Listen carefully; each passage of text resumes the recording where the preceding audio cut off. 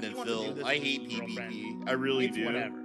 You know, but if I was to scale them, PvP is a way better person than Phil. Heavy, no e-girl kind of guy. I'm like, you know, because he's not disingenuous. On you. I felt bad for my I appreciate people that are at least not disingenuous about who they are.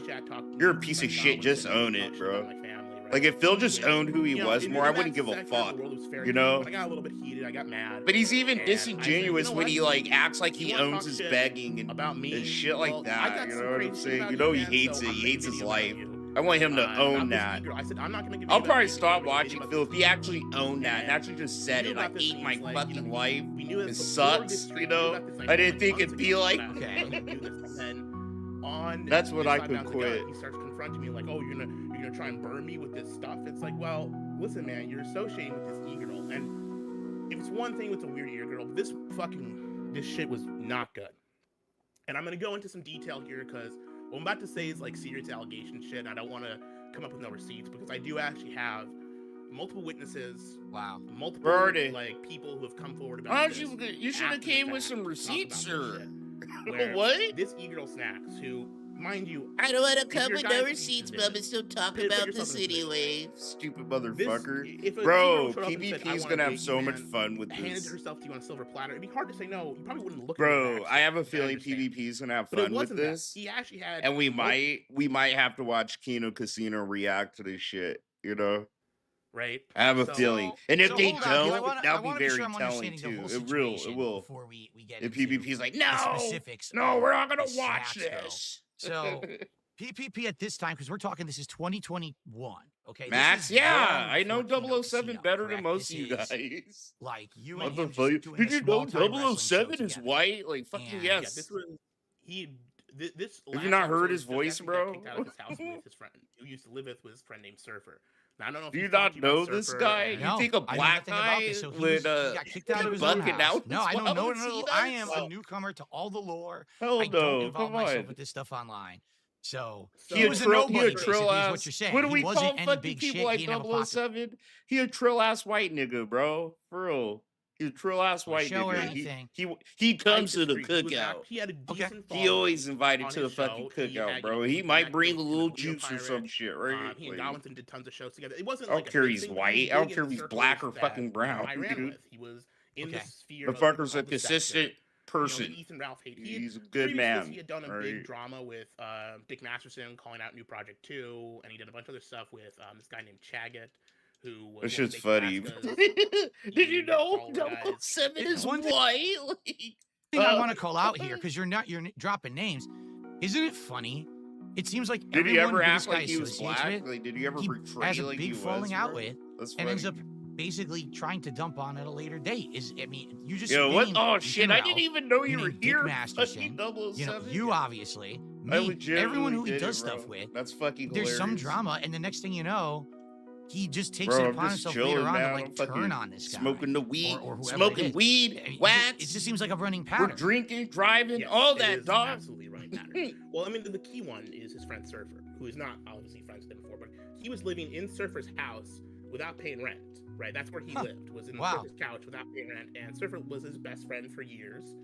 They went to the same church together. They watching Phil fucking hang out with this loser, thinking they're owning fucking PvP. They had a very public falling out where Surfer called the cops. Shit's fucking cringe as hell. The PvP was like physically assaulting him, which I don't want to talk or speak for Surfer or PvP involved with that because I wasn't there, but they had a real actual end altercation. Of shit. Yeah. That was a real friendship destroyed by internet bullshit, primarily because of how Surfer interacted with these e-girls, I think. That's my speculation, and Surfer kind of confirmed it to me when I've spoken to him. That the main reason for the blow-up was partially because Surfer was interrupting him on the streams, because frankly, Surfer's a very entertaining person, and they had a great duo dichotomy with it, where they would banter back and forth, where PvP talked more like, it's kind of like, it's a good comparison. PvP was Michael Cole, and Surfer was like Jerry the King Lawler, where PvP was like, the play-by-play, the talk normal stuff, and then Surfer. Bro, this fucking game is dope. That makes sense to me because motherfucking Bloodborne, if it was like 2D, he was the one who started doing the actual. Here's the results, and he would read off the match and what happened, and then I would be like the color commentary on top of it. So yeah, I kind of get that he could take the helm and run the show and do the actual details of the show. Wings, you got a new the other peak guys, kind of topper, the personality bro. chiming in color. Nigga, I found a smoke shop. So they had That's their big blowing up, sells and that custom was a peak couple months tops, later than we right? do our last 5 pounds of But I guns. haven't had time to drive And all the way out there. It's like the whole fucking 30 crux of miles this is, away. I don't like snacks. I gotta see I'm that friends with shit, Surfer dude. too, so I was kind of pissed that I kind of, you know, you can see Trying to both sides pressure of the same TJ guy, into but I was just pissed fucking they allowed buying him one, to but he's love the being a weekend. I was pussy. pissed at him. The thing that I don't get is this is an e-girlfriend, right? So she's not around physically with this guy or anything.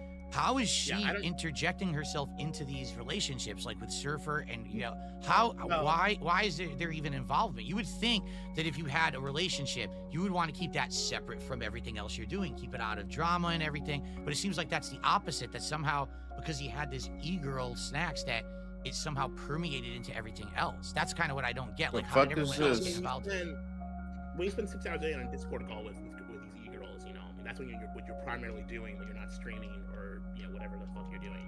That's like he would basically hop out the stream and get on with these e-girls, from my understanding. Yo, this is lame, bro. And this is so lame. It's like listening to two girls, bro.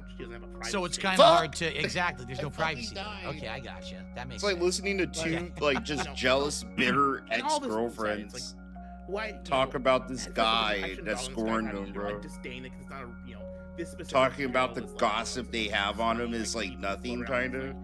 Or it's like shit that other people like me or Snort Hogan or whoever fuck talked about, like Kill Kino Casino and shit, you know? Literally, we're talking like the Discord server bicycle, if that makes sense. Like, you know, she'd been like, you know, trying to have e-sex, and literally, guys, she would have guys flown out to her from these Discord calls to have sex with her at her home, which is, it's like, what? You know, just... This whole thing blows my mind because, you know, I'm 43 years old, and when I was growing up, the online stuff didn't even exist. You know, it was all in person, trying to meet people or whatever. And yes, obviously, I've met, you know, people online. My wife, I met online. And, but even then, like, having a long distance relationship. That's weird to me. I'm not going to demonize that, right? It's like 2025. I didn't meet my wife online. That's not like a real relationship. And so once I met that bitch through her friend. It's one of those through a friend things. I was like, I want her to move in with me. I want to start having a real relationship with this woman. I just don't get the whole thing. Sitting on a server talking for 6 hours straight all day. Just can't you just find someone who you can be with in person, who's a real in life relationship? You know what I'm saying? Bro, like, shut up. You don't even have friends. To me, I don't know. You don't even have friends, and you literally finittled this bitch that you got from the internet. He's a death fact, right? Your whole life is the internet, Phil. What the fuck? Right now, you can't leave the house. That's a stupid thing to say, you know? When you don't go outside but once a week, and if you're not streaming, you're on Twitter or on a fucking wrestling game. Right? He can't leave. Right? Like that's the equivalent of being on Discord like 12 hours a fucking day, what Phil does, bro. It really is. He's fucking dumb. With that, but I mean, that's the actual reason, right? That's why you would do that. Okay. I guess that makes sense then. And yeah. Oh shit, TJ's here, bro. We were just getting done calling you a bitch. I want to shame the guy. Play. What's up, man? Comes from the choice in the e-girl, right? Because this e-girl snacks was, I don't know. I'll start with the least crazy allegation, which I know to be true, and then go to the actual like bad stuff. So this again, for the record, I know nothing about what we're about to talk about. This is all first time for me. I have no idea what any of this is. and for the record, because some people in chat are like, what's going on right here? It's this simple, all right? PPP right now is riding high. And the reason he's riding high is because he caught lightning in a bottle, all right? What it sounds to me like is he caught lightning in a bottle.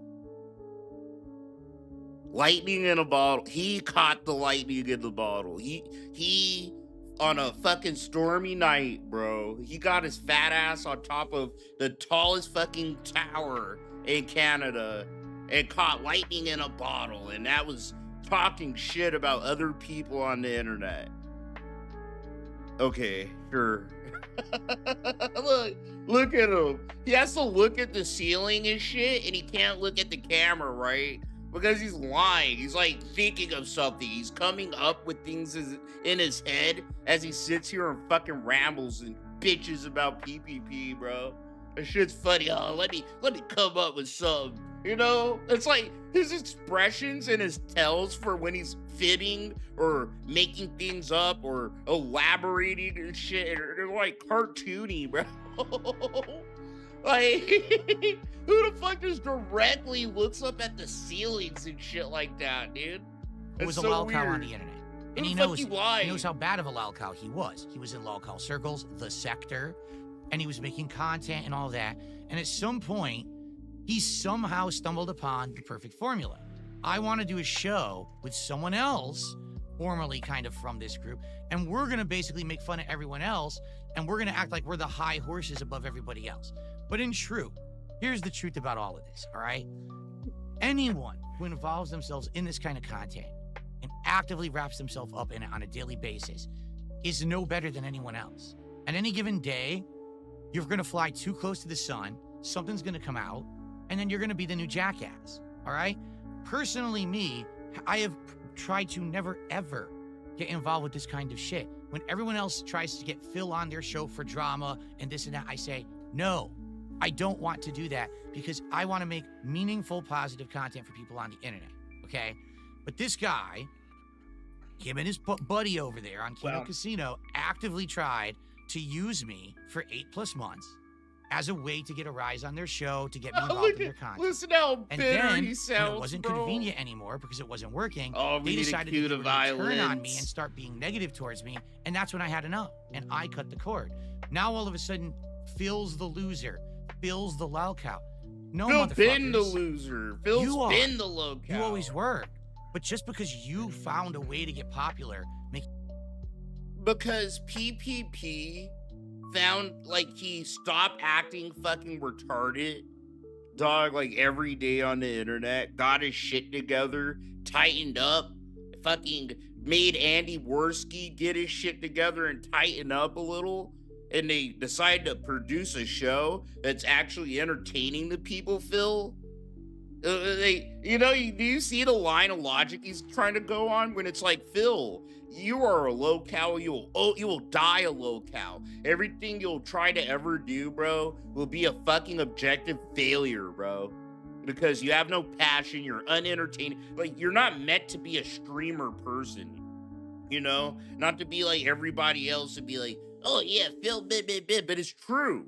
He's not an entertaining person.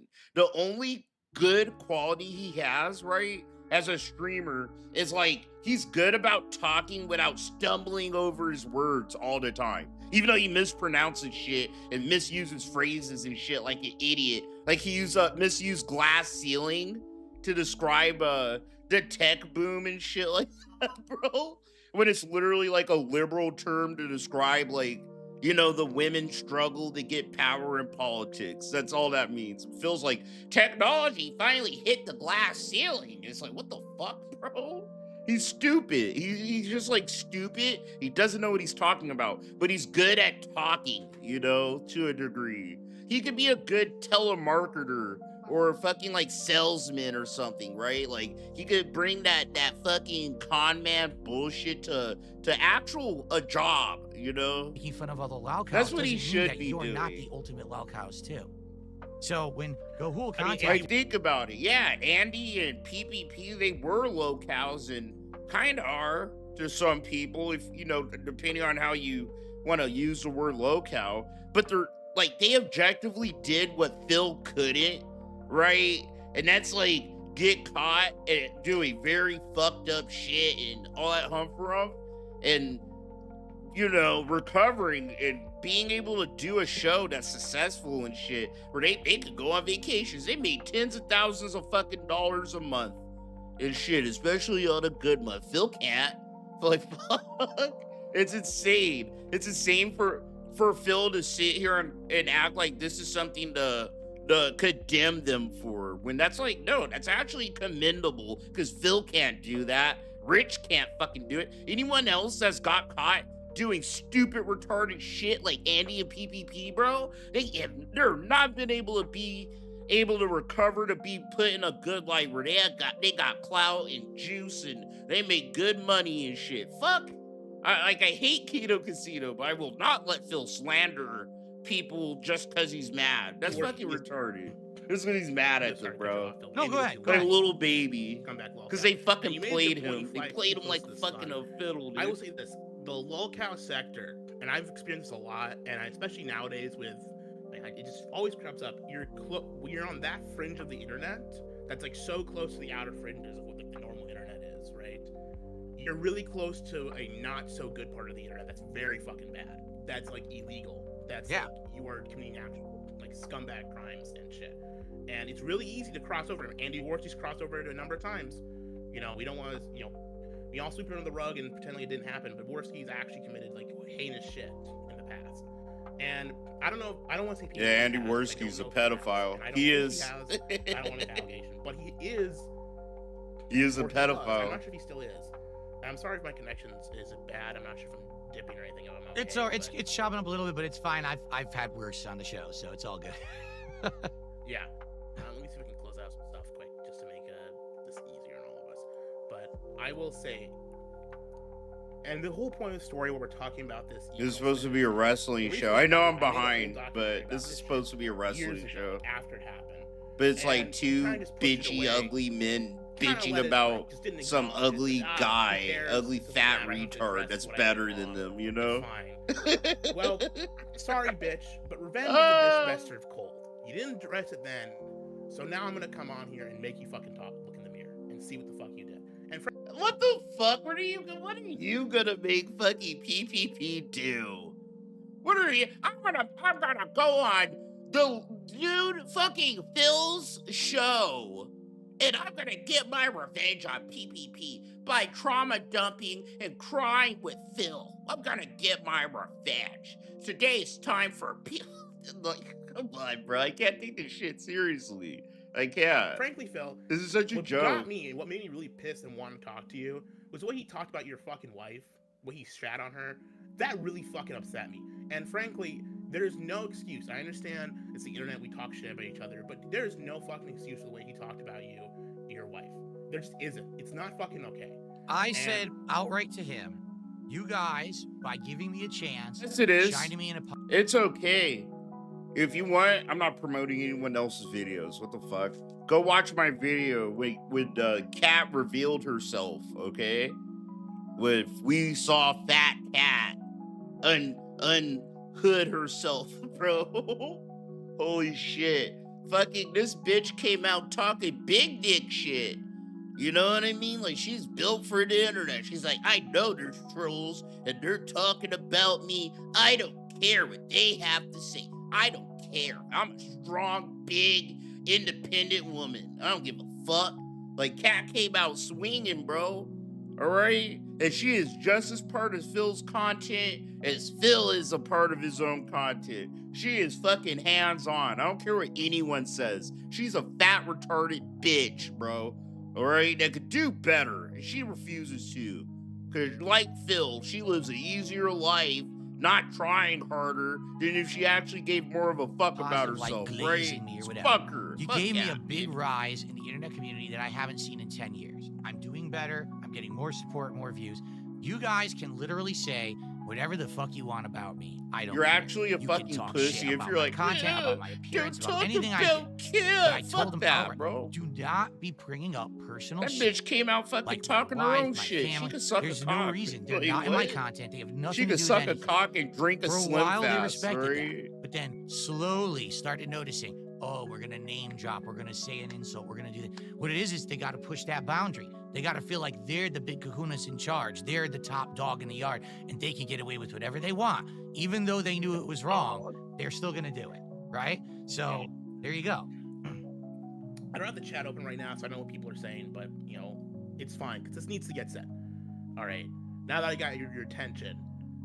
So this girl Snacks that PvP chose to associate with, right, was a member of a group called the Order of Nine Angles, which is a Nazi Satanist group on Discord that would, which is, you know, I mean, it's Discord Nazi, it's not that crazy, but Nazi Satanist group on Discord. That's the perfect combo, right? I mean, you got to have a little of both to have the perfect. You gotta have it both ways. So the Order of Nine Angles is a Nazi Satanist group, which has essentially did a lot of fucked up shit. You know, they would show you like, you know, gore and stuff on their page and stuff like that. really just gross group of people. And this Snacks girl, not only was That's a gross group of people, fat, fucking ugly, the Order of the Nine Angles, and goddamn alcohol syndrome looking retard, bro. So like, there's this one yeah, guy, of course, you think anyone that's not like you is a bad person, right? I mean, Nazi Satanists aren't good people. You know, he was with her, and they like do your thing. You know, had like I'll a carry fling you, with him, and he came out and had sex with her, which is kind of fucking weird. Like, he had to go out to her because she was too, you know, fucked up mentally to fly for whatever fucking reason. You know, whatever. But there's this guy in there called Torba. Now, Torba, when he knew Snacks, was like, I think he was either, I don't want to make shit up, so I'm just going to say he was under the age of 18. I don't remember exactly how old he was. Oh, great. So now we got a nice dose of pedophilia in here, too. It's like, you know, just keep going, keep stacking it on. And it wasn't even just like normal pedophilia. She would like, you know, she was like professing her love for Torba, like, I must have you, Torba, to this fucking like 16 or 15-year-old. And he's fucking admitted that she did this, by the way. There's like fucking, he's like gone on record saying that she definitely did this. I don't think he cares that she did it, but, you know. So this is a Nazi Satanist pedophile who, by the way, Order of Nine Angles and Snacks by extension was also heavily involved with Torswats. I'm not sure if you guys know, probably that name rings a bell to some people in the audience. So Torswats is the group that swatted Mr. Medicare, I think they mean swatted PvP and Surfer. So now we're committing another, that's a crime too, on top of that. Swatting is a crime, and, you know. I don't know if, I don't want to slander say Snacks was committed swatting, but she was in like the same group people. The same groups who were at least involved in doing it. Gotcha. How, at this point, so we're talking, this is 2021, how old is this person? Snacks or PvP? Snacks. Or Snacks, shit, I think she was in her mid-20s. I don't have that right in front of me. She's in her mid-20s. So, this is just so crazy. You know, everyone gives me shit. Listen, when I was in my 20s, I was a troll. I said it to everyone publicly. I was an asshole, okay? I was involved in the competitive Street Fighter community. I was known as the biggest shit talker. I would literally say, I'm gonna fuck you up at the tournament, kick your ass.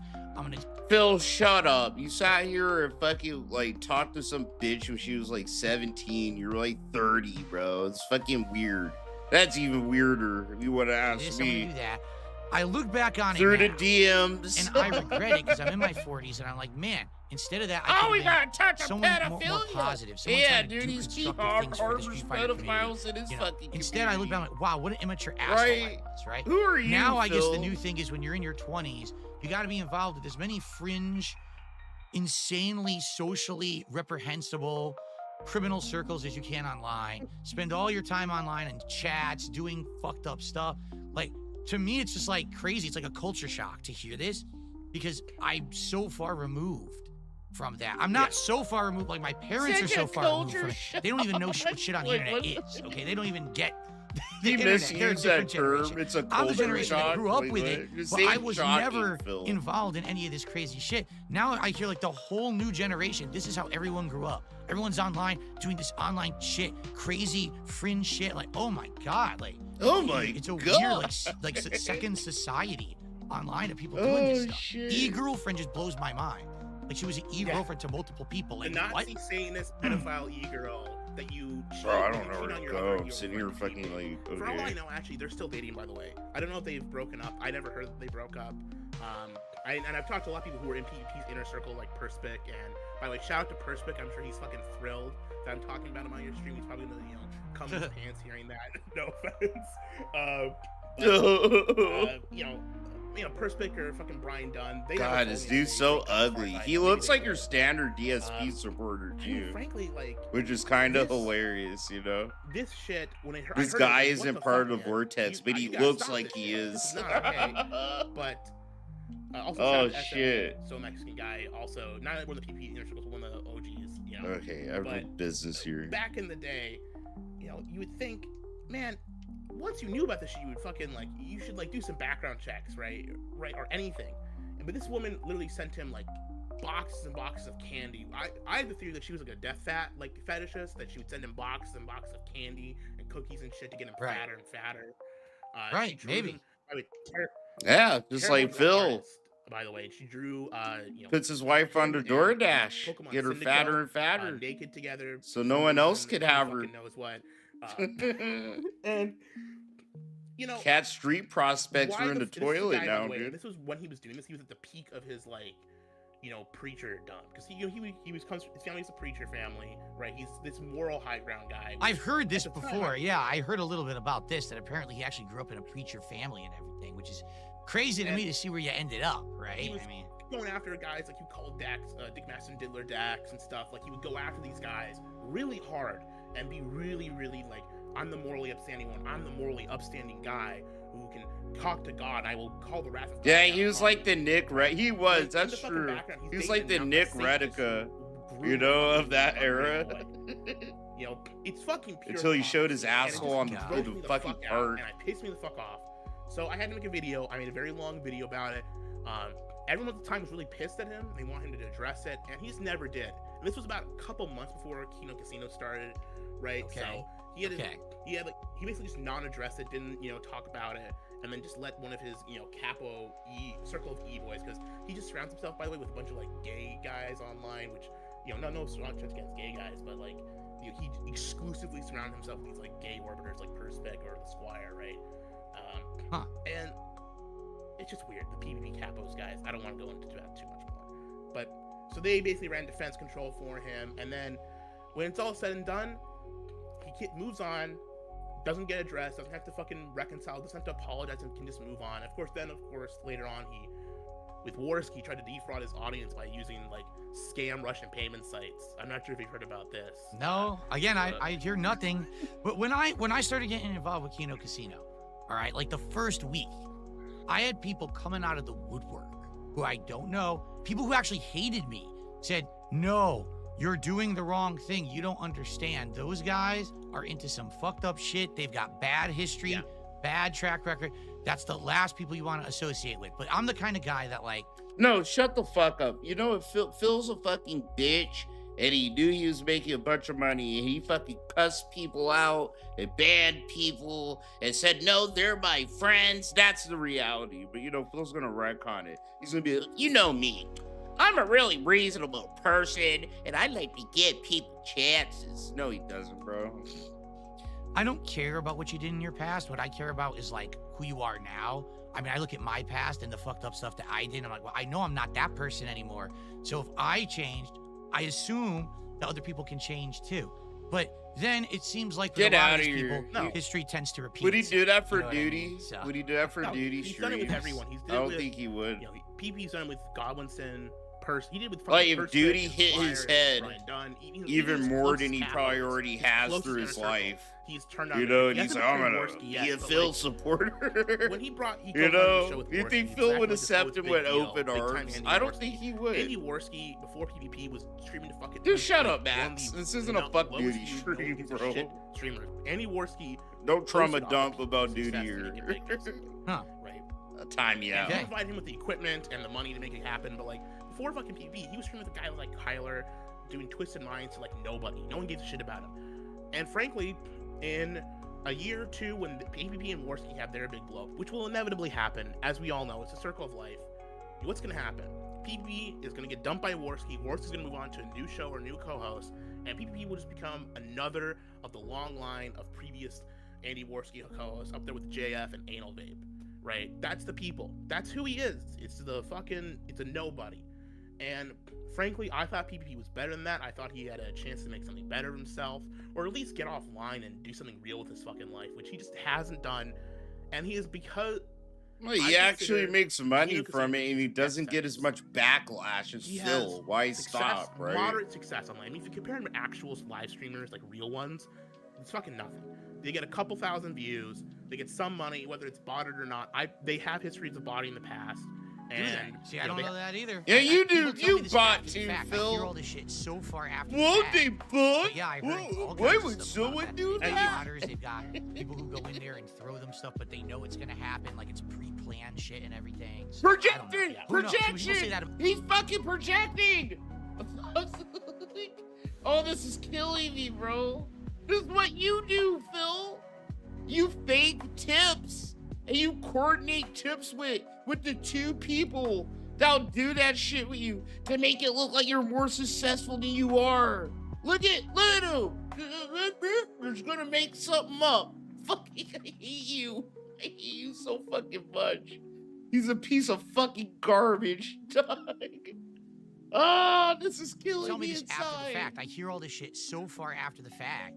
But yeah, I heard all kinds of stuff about that they've got botters, they've got people who go in there and throw them stuff, but they know it's gonna happen, like it's pre-planned shit and everything. So I don't know. Yeah. Who knows? So people say that about me too. To be fair, people say that shit about me all the time too, and it's never been true. So who knows? I mean, it's possible, but you know, you can't really take someone to task. But legit, they have done body cleaning. They just have. And you know, I mean, so Phil didn't want to go all in on that. He's like, people accusing me too, you know. So I won't go in on that. Damn, yeah, that's very please telling. Use this power chat where the fuck Phil knows when he's getting botted and shit. They can't deal with that's fucking hilarious. They can't lose their money income for even a week.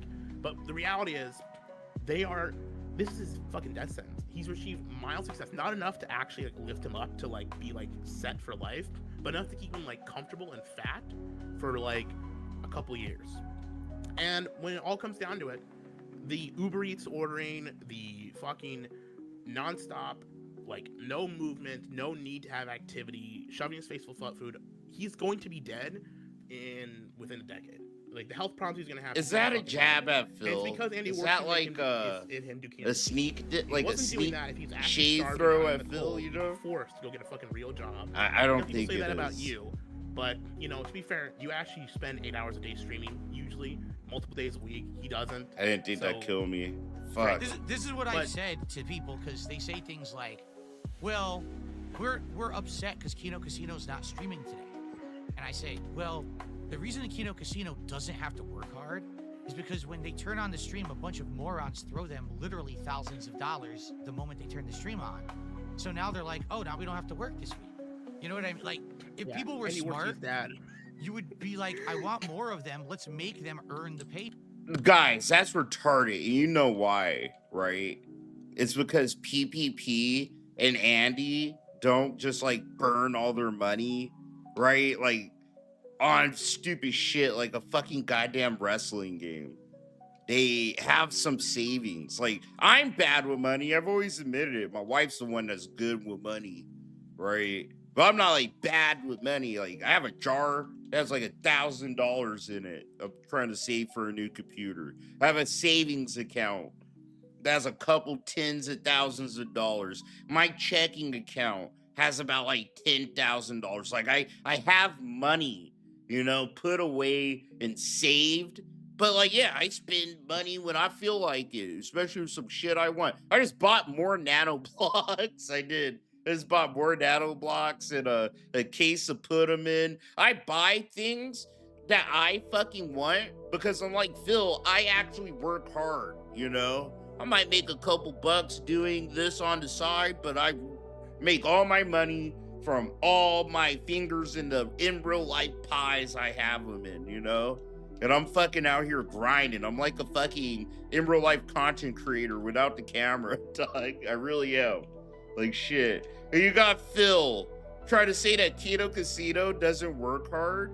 Ugh, I hate feeling like I'm defending Kino Casino, right? But dude, this is ridiculous. The things Phil is saying about them is just straight up slander. You can hate Kino Casino, but you can't say they didn't work hard, right? Like, you got Andy sitting here clipping and editing for the Clips channel. Like, they do everything Phil should be doing, but he just refuses to. Making actually edited fucking clips that are of being entertaining and wherever, bro, whatever it is, it's just they do it better than Phil. And this is just retarded for Phil to say he works harder because he's incapable of saving money, that he has to be here 6 days a week. Like, that's the reality of it, you know? That's ridiculous. I work harder because I'm bad with money, so I have to be here all the time. Like, no, it's not a flex. 8+ hours. The real flex is Kino Casino literally fucking off and fucking off their audience for a month because they got so much money they can fuck off for a month, you know? That's the real flex. Literally just dump on people on their streams How hard is that? Not very hard, I can tell you, because I've done it before. It's really fucking easy. And people just... Wings, you got the new... Oh, so shit. If you want more let me casino, check that shit out. Don't shower them with money, because then they don't have to work anymore. And then they go on vacations, and they take 1,000,000 days off. But people are stupid. These people who throw and shower money on people like this online, they're not smart. They don't understand the LARP, because that's really what it is. It's a LARP. They're role-playing something you want so that you will shower them with money, and then they run to the bank. I can outright tell you guys. Oh, shit, bro. This shit is right fucking after fire. One episode of Smark, guys, okay? I was right here talking to PPP after the show. And you want to know what he said to me? He said, Phil, our viewers and our fans are just wallets. They're not people. They don't act like they have feelings. They're not your friends. The only thing that they're there for is to pay you. You milk them in any way you can, and the moment you can, you throw them away and you replace them with others. That's it. That's how he sees his audience. And so... to the point that he's okay with them putting their card information on a site where they will literally fucking get, they'll have their credit card payment, they'll have their cards defrauded and scanned. So why would he ever care about that? As long as he received the payment, he doesn't give a shit about that. He thinks that there's an endless door of people that will just keep coming in. As long as he keeps making the drama slop content, the people will keep coming in and paying him to do it, and that's all he cares about. And he said that word for word to me on a stream. So, well, it just, the guy, frankly, is a horrible judge of fucking character, continues to be a piece of shit, surrounds himself with people who don't have his best interest at heart, who want to fucking basically make him dead, removes even his closest friends, he took even fucking Godwinson out, who he worshipped like a god. He worshipped Godwinson like a god when I knew him, right? And even he betrayed, because, frankly, he wants to get fat and die young. And that's probably going to happen. The more money people give to Kino Casino, the closer he gets to death. Because that's all it's going to do is funnel his fucking food addiction and his inability to live up. Probably his alcohol fun, too, because he gets drunk on shit all the time. And he's just going to fucking be dead in a couple years. And I'm fucking sick, because I used to know this guy, and I'm not trying to be like a concern troll here. Damn, 007 got that. Right, that fire fucking topper, bro. What the fuck? This guy will be fucking dead soon. And the more money you continue to give them, the more likely it is he will be dead.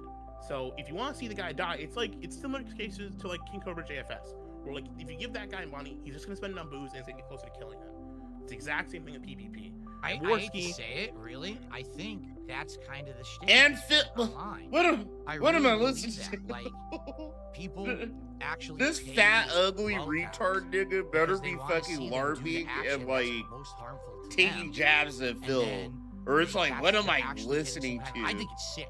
To me, this guy hates PvP so much that he doesn't see the guy he's talking to in front of him.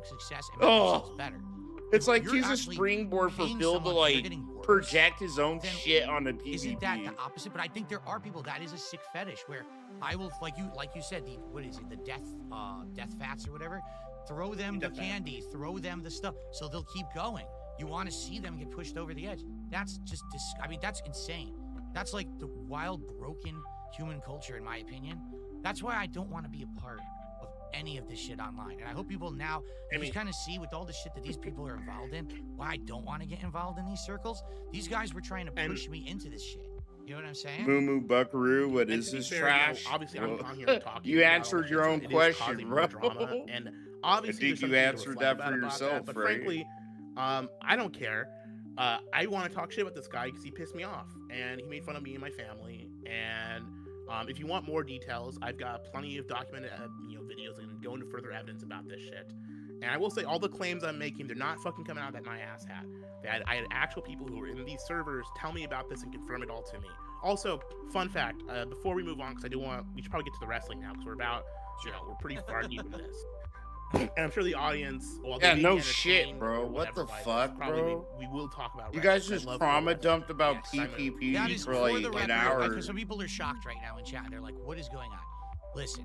I know I paused and shit like that, but nah, dog. These dudes were like lunching, dude. Into pro wrestling, and we're very excited to talk about WrestleMania in a second, which we are going to do. I went to last year's WrestleMania 40, which was fucking awesome. Great show.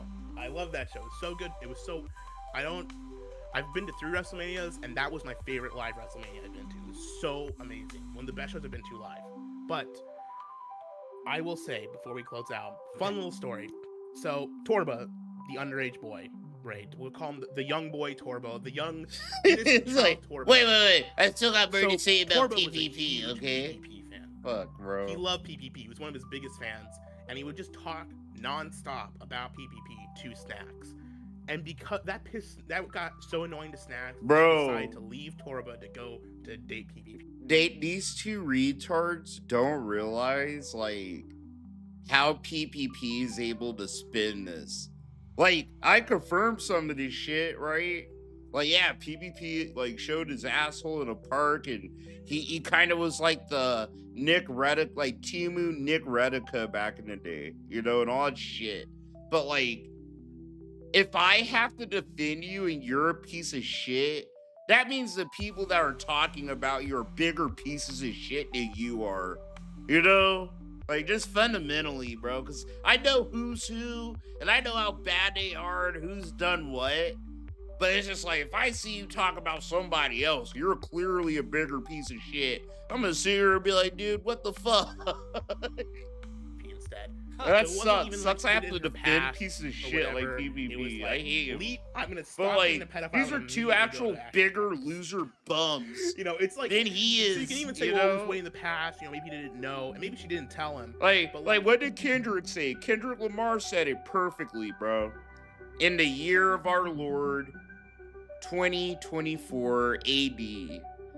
All right, they're gonna fucking dig up hard drives and they're gonna find the wise words of Kendrick Lamar. He said, I hate a nigga that talks about a bitch and they both hoes. Okay? And that's how I am. Yeah, I hate that shit, bro. Like, you know, he was in the circles. Like, Kendrick was a wise man. Out about this, about anything about this. They're probably gonna think he was Jesus Christ and shit. To find out that before she dated you, she was that dating nigga was a spitting child, parables, bro. She grew on Discord. It's the most obnoxious shit. But again, these are the people who are sitting on a show every week, and they're the ones who are going to talk shit like they're above everyone else. You know what I mean? Like, they don't have anything to ever have, you know, what the fuck? And why would anyone want to watch that kind of crap, knowing who these people are, their past? Because I knew nothing about them whatsoever when I got involved with them. And then more and more, as I did more projects, more collabs with them, I had more people coming out. You gotta cut it off. You gotta stop. You understand, this is gonna be toxic. This is gonna hurt you. Wings, your video got taken. Dude, I was gonna watch that tomorrow, dog. What? Don't worry. Bro, fucking re-upload that motherfucker. Something I don't want to re-upload that shit. Know that. I'm not gonna do it. And look what happened. I need content for tomorrow. That they tried to basically snake me and get me involved with shit I didn't want to do. I said, no, I'm done. Fucking Keem, bro. He probably fucking made sure he did that. I'm sure he had like a sneaky little hand in his pants that did that, bro. You said it was good if I could, you know. Because he wants to milk that for himself. And you exposed it before him. Bro, it's crazy. It's all good. And then I did. No, now that I'm thinking about it, that's actually crazy. Your Wings exposed, or your fucking Keem exposed video got taken down? Bro, I already know why. If Keemstar wanted to milk that for himself, I think he did a show tonight where he might fucking just sit here and think he's gonna make fun of himself. I think that's why he took that shit down, bro. He's like, I'm gonna be the one to milk myself. I'm not gonna let this bum, let this bum 007, bro, sit here and milk my drama. What the fuck? Like, I'm a retard? Like, I'm the retard, you know? And then he turns into I wouldn't be surprised, a jilted dude. Lover, or like, you know, like I left him at the altar. Re-upload that shit, for real. Fuck you, sir. Fuck you. You can tell he really. You're already doxed, right? You can tell he really wants. He tries to take it that far. You take it that far. Do that with someone. Set up a fucking. Go by himself. Fucking sue his ass. Do a low sue. You know I'll give you money, bro. I know you'd actually get a lawyer too. Like, fuck you, sir. Let's fucking take him to court, bro. Stop fucking wasting his time. I'm high. Go make some real fucking friends. I'm high as hell. Let's take Keemstar to court, Wings. Host your show and do your shit. Talk shit about people, but like, frankly, it crossed the line when you start talking shit about your wife. Exactly. Listen, I had every intention. Upset about. I had every intention of being civil and friendly with those guys. Oh, that's exactly what happened, bro. Like, why would that video get taken down? We're snaking them. You know? But it just seems like it doesn't happen to anybody else. And it was just that doesn't happen to anybody else, right? Except for locals that pay super attention to what people are saying about them on the internet. That doesn't happen to anybody else. A lot of people are usually cool. I've had people sit here and make whole ass channels thinking that they're gonna make fun of me and expose me. I ain't sat here and tried to take their shit down. I don't give a fuck. You know what I mean? It's part of the game. No, that's too sus. It's too sussy. And you weren't doing commentary. You don't do commentary in your videos. So it's not like me where you probably said some wild shit, right? Or you shown some explicit shit. Nah, bro. That has Keemstar's hands. Like, it has his fingerprints all over it. It kind of does. They saw that's crazy. Keemstar's a fucking bitch. Wasn't going to make that money anymore. You knew eventually it was going to flip into let's get to the negative and just destroy the guy instead. And that's what everyone was telling me. And I said to everyone, don't worry, I have control of it, which I did. I pulled the plug when I needed to, but that's when they went crazy. So that's how it kind of ended. But to me, see, here's the thing that I think about, because we're talking about the Hogan thing, right? I think I agree with you. Like, I think that PPP actually bro, this game is dope. This game is dope. It has like dope ass finishers and shit. What the fuck? Like shit. This shit feels like Bloodborne. It could be 2D Bloodborne straight up. Oh my god. I think this game was $30 too, which I don't think is worth. I would recommend it's on a sale. Like, bro, I'm sorry. I don't care how good your game is, but like if it's like 2D side-scrolling old-timey graphic, it's not worth $30, bro. That's what that shit was worth. That's what this game would be worth like in 1992. But no. We're not doing that no more. This is like a $20 game. Try to get this on sale for 20 bucks. But bro, I'm enjoying this game. Oh, it even has nasty fucking finishers. And you have guns and all this shit. It feels straight up like Bloodborne, bro.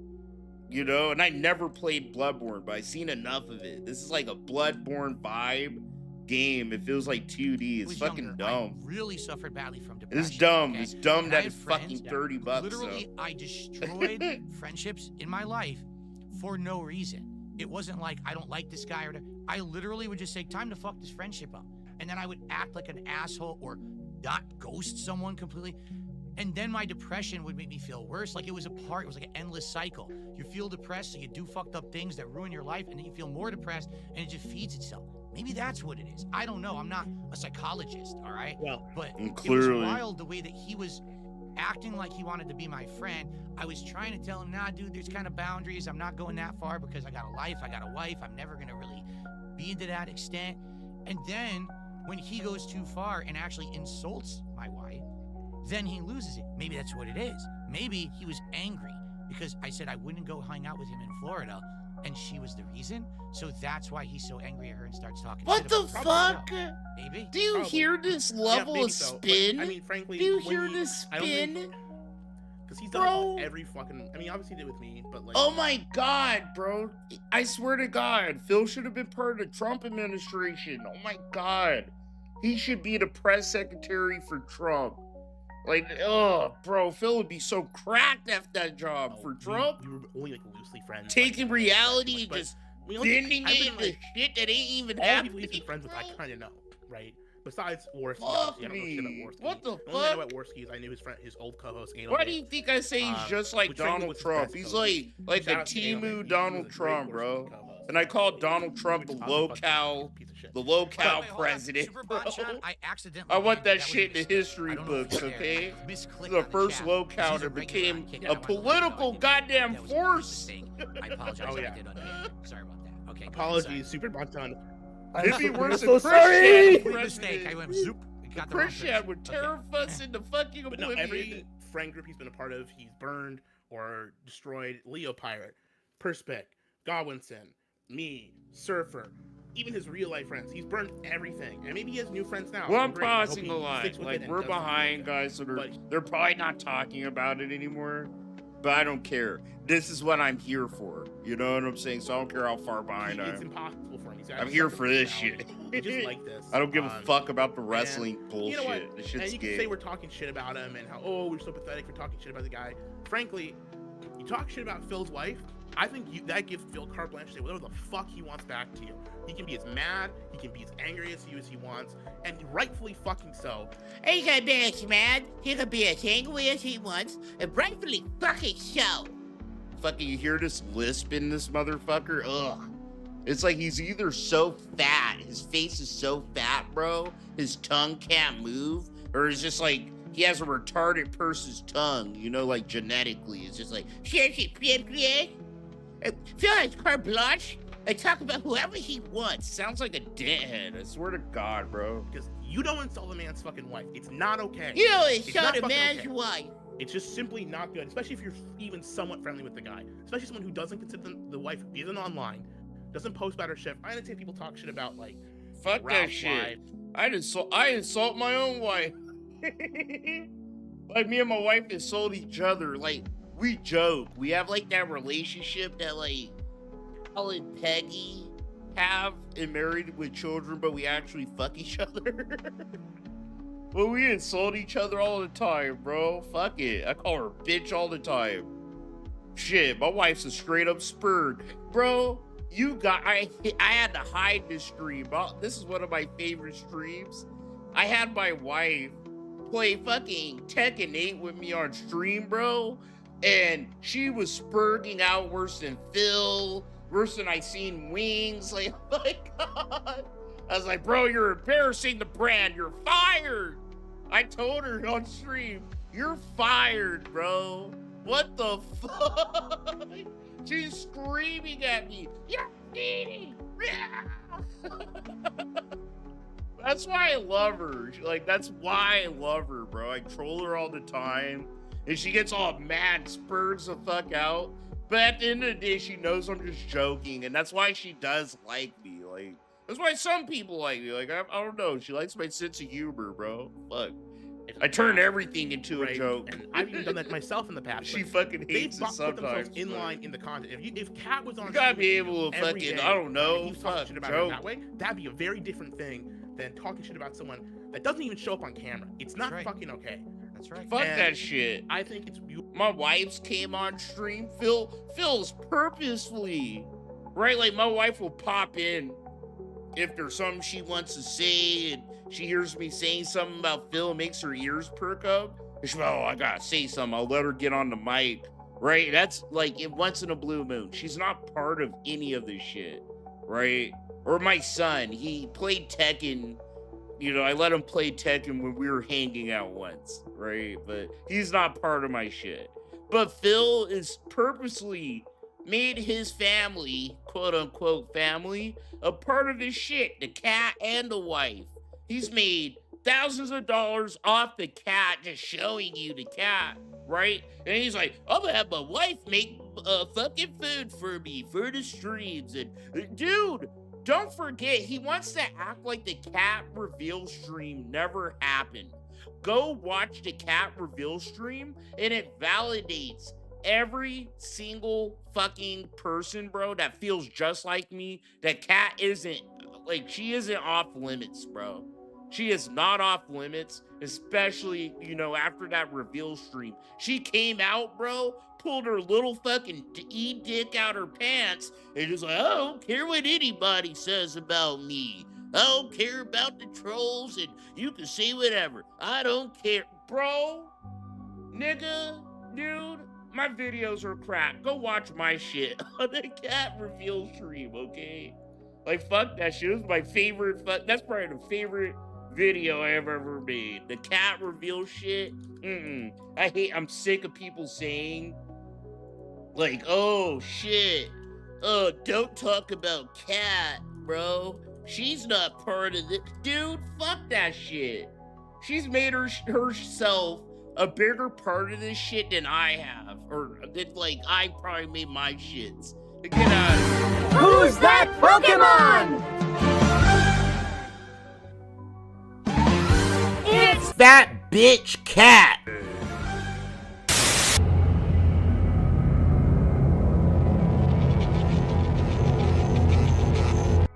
I'm gonna fast forward some of that. Nah, fucking Cat came out fucking swinging, okay?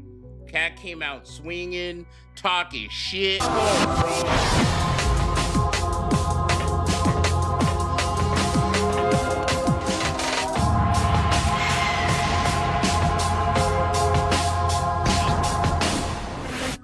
Next time on Dragon Ball Z.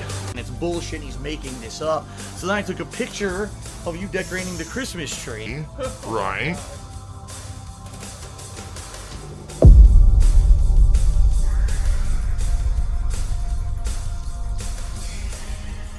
Bro, you couldn't make this shit up. This bitch really does look like fucking Roseanne, dog. Like, they just look like a mother.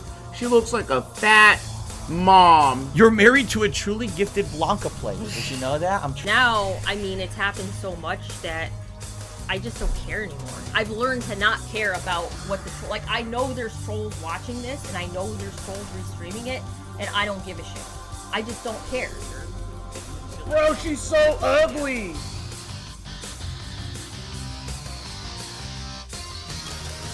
But she did say that. I don't care what the trolls say, bro. Da, bro. Come on, man. Come on, man. Like, nah, bro. Fucking Cat came out swinging. I know there's trolls. I know they're out there. They're saying things. And then you got little bitch-ass niggas like this dude, this fat, derpy guy, right? And those faceless retards on the internet are, what are you talking shit about Cat? She keep bipping. It's like, no, fuck you and fuck Cat, bro. You were perfectly within your right. She joined the game. She part of the game. Hour out of the show and that bitch is hands on. And I will be happy to do it for you again if you want, but that's basically she is hands on outside, bro. The truth. She should have shut her fucking this mouth. Actually would have been more pertinent if it had been like a month ago, right after the whole thing happened with Kino Casino. But yeah, go watch that video, bro. My videos are actually like really dope. My streams are garbage, but that didn't work. The videos are actually like pretty fucking good. The truth is, because people are like, well, does this mean, Phil, that now you're getting into internet drama and this is no, what we just did here, I'm done. You know what I mean? Like, I'm already, if anything, what you can easily see is that I don't need those guys. In the month that I said I'm done with them, I have been consistently successful, reaching my goals. I'm freaking raising funding goals, playing old school Japanese RPGs. You know what I mean? I don't even need to have a lot of... I'm successful. I don't need Kino Casino. I don't need them. What, like a fucking tranny that wears skin suits and uses socks accounts, and 2 other stupid fucks give me all their money. I'm so successful. You know, and they give me money when I'm picking my nose, and this tranny gives me money whenever I'm playing an RPG, and this fucking guy, oh bro, I'm getting so hateful. I hate OIC too. God damn it, bro. This fucking ladyboy give me money whenever I'm just doing Q&A. I'm successful. Because 3 people give me a lot of money. A lot of people on a stream, I'm still successful. I'm getting all engaged, right bro. Now. I am. I just got made Kick partner yesterday. Damn, the juice is starting to hit. The juice is starting to hit your boy a little bit. I won't lie. I don't need to sit and talk about them constantly at all. You know they're going to talk about this. They're going to watch this hour on their show, and they're going to analyze it, and they're going to say, yeah, well, DSP is this, and Gohool is this, and they don't know. Who cares? I'm not going to respond. I have nothing to do with them anymore. I'm done. I'm above it. I keep Fuck yeah, I've been drinking, bro. This is my last night off from work. That's why when I was on their show, and they're like, oh, let's talk about my last night off. I got to be a sober McGee for the rest of the weekend. This isn't interesting to anyone with 4 brain cells in their fucking head. It's only people who are so lifeless, so negative. I'm having fun. Leave me alone, okay? I want to focus on that shit on the internet. I got my own life, my own positive shit I have to work on. I don't have time to shit on others constantly because I'm too busy. Yeah, I will say this, Phil. So I do a lot of drama content, but it's not my exclusive stuff. I talk about video games and stuff too, and I run a movie discussion board. But I will say this. Sometimes the drama drags you into it. Even if you don't want to talk about drama, sometimes people talk shit about you, and you can't just sit there and let them punch you in the face. You have to punch back, right? So maybe you don't want to keep swinging, maybe you don't want to keep fighting, maybe you don't want to be a boxer, right? But sometimes when someone punches you in the face, you have to fucking punch him back, and it's okay to just fucking, which is what we're doing here. We're just gonna dunk on him quick. Nah, sometimes it's like best to just kind of just let people just fucking do their thing, bro. Ugly shit about me. Sometimes. Some fucking bullshit. And I'll say this: there's nothing that he can say about me that he himself isn't 10 times over. That's facts. And I'll end it to say this. This will be my final say on the subject. All right. PvP can sit there. Alchemist, you're downing pineapple moonshine? What the fuck, bro? I'm just like smashing some beers. Every single night. All right. Good for him. Oh shit. But at the end of the day, you going ape shit, sad guy sitting trying to talk to someone at 4 or 5 in the morning to get them to fly out to see Hulk Hogan with him at his bar, because he's never going to have real friends, and he's never going to have a real relationship, and he's never going to have a real life for himself. Phil, he was trying to do something nice for you, bro. It's that simple. Oh yeah, he was trying to do something nice for me. You know, he's a loser. That means he's a loser with no life. Like what? In life. Maybe it's a measure of success in the drama sphere. But you are a fucking lonely loser, and you're always going to be. Oh my god, bro. PvP is about to fucking dog walk you, Phil. He's about to fucking put a leash on you and take you around the fucking park, bro. He's letting you take your little shit, right? And he's gonna like walk back home and pet you on the head and call you a good boy. Cause that's all you're doing. You're just like giving this fucker so much juice. Cause everything you and this bitch are saying, bro, just the way it's coming off, and everything you're saying, Phil, is factually like false to a degree, you know? That's why it's funny. Like, you have this guy, this fat, ugly fucking retard, right, next to Phil, that has like a grudge with PvP, and some of the shit he's saying is actually based in evidence that I've sat here and fucking like confirmed, right? But then you have Phil that's just like trying to fucking like get revenge just purely. It isn't like the fat guy actually kind of wants a measure of justice against PvP, where Phil is just like, he feels slighted that someone was able to clown his stupid ass. You know what I mean? He wants to see if he could get PvP to crash out like he did. You know what I'm saying? Like, this is Phil. This is literally Phil thinking he's being an internet troll. And he's not, bro. Like, he never was. He was always a fat, ugly little white retard, right? Just being a dude with sour grapes on the internet. He was never like a troll, having fun, you have an opportunity, you know, shit posting and shit. I was willing to Nah, he's just always just like a hateful little man, bro. And when I basically with no life or friends and shit. That, he lost his mind. Well, sorry, dude. You know, I can't stop you. That's why I can't take this shit seriously, you know? I'm positive. I've got life. I hate Rich, especially after the Uncle Tom scenario. But holy fuck, bro. Rich handled the whole shit perfectly. He hates Kino Casino and PvP, right? But he's like, Phil, I'm not gonna entertain your fucking deluded revenge fantasy porn. I'm not gonna sit here and do that. And that's the only reason why Phil's inviting these fucking bums, right? On fucking his stupid wrestling show. He's just trying to say, oh yeah, man, you would talk shit about PvP and Kino Casino, man? Aren't they bad people? Which they are, right? But it's like these people that have legitimate sour grapes, and they're not like me. They're kind of like impartial. Like, I never done any. Dude, the only thing I ever did with Kino Casino was play fucking Tekken 8 with Andy Worski. You know, a few times I played Tekken with him. And that's because we fucking linked up through that Tekken tournament that Smokey McSee did. That's the only link to them I have, right? So I don't have sour grapes or personal grudge and shit. Oh, well, they interacted with Phil. I really don't care about that at the end of the day, right? But it's like, them as people, yeah, they're shitty. But these are people that are just like, They hurt us. They fucking clowned you. And I understand. I can empathize, I guess, with that feeling, right? Of being taken advantage of and wanting revenge. But both of these people, I don't know the fat, ugly guy like I know Phil, but I'm pretty sure he's a little fucking crybaby bitch that takes advantage of people too in his own fucking way whenever he can. And that's all these fucking people are, you know? I've got a wife. And they get all mad. See how mad? Phil gets you. pissed when he thinks he got lied to or scammed. You got released from Smark. You know, PPP fucking got that ass, bro. Yeah. Phil thinks he should be the one that's smart enough to con and scam people, you know? It's gonna be the same thing. Fuck, You're gonna this get level's too. hard. It's inevitable. You can't help. It's gonna happen.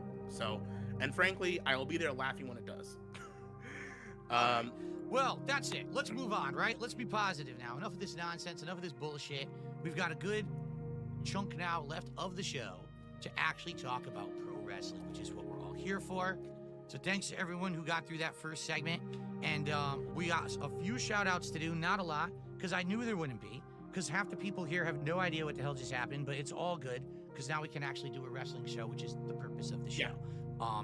We got a couple gifted subs. There was a No Kino entry and the SJB97, who each gifted a sub over on Kick, and I appreciate that. It was actually No Kino entry did the first one, so I'm going to get him up there on the leaderboard. And we got a $5 tip here. Actually, this tip had come in early. I'm going to guess this level Slayer, because Slayer usually drops the tip right at the beginning of the show, and I'm absolutely correct. So Slayer says, can't wait for today's final mystery guest. I cannot wait for WrestleMania and NXT Stand and Deliver this weekend. My friend is actually in Las Vegas currently for WrestleMania. He's already met guys like Randy Orton, Drew McIntyre, and Mark Henry. That's cool. You know, WrestleMania weekend is so jam-packed full of stuff to do. And I know because I was in the New York, New Jersey area for WrestleMania. Geez, what was it? I don't even know. Was it like 19 or whatever? And, you know, attending WrestleMania, there was so many shows. I went to see Ring of Honor, which was amazing.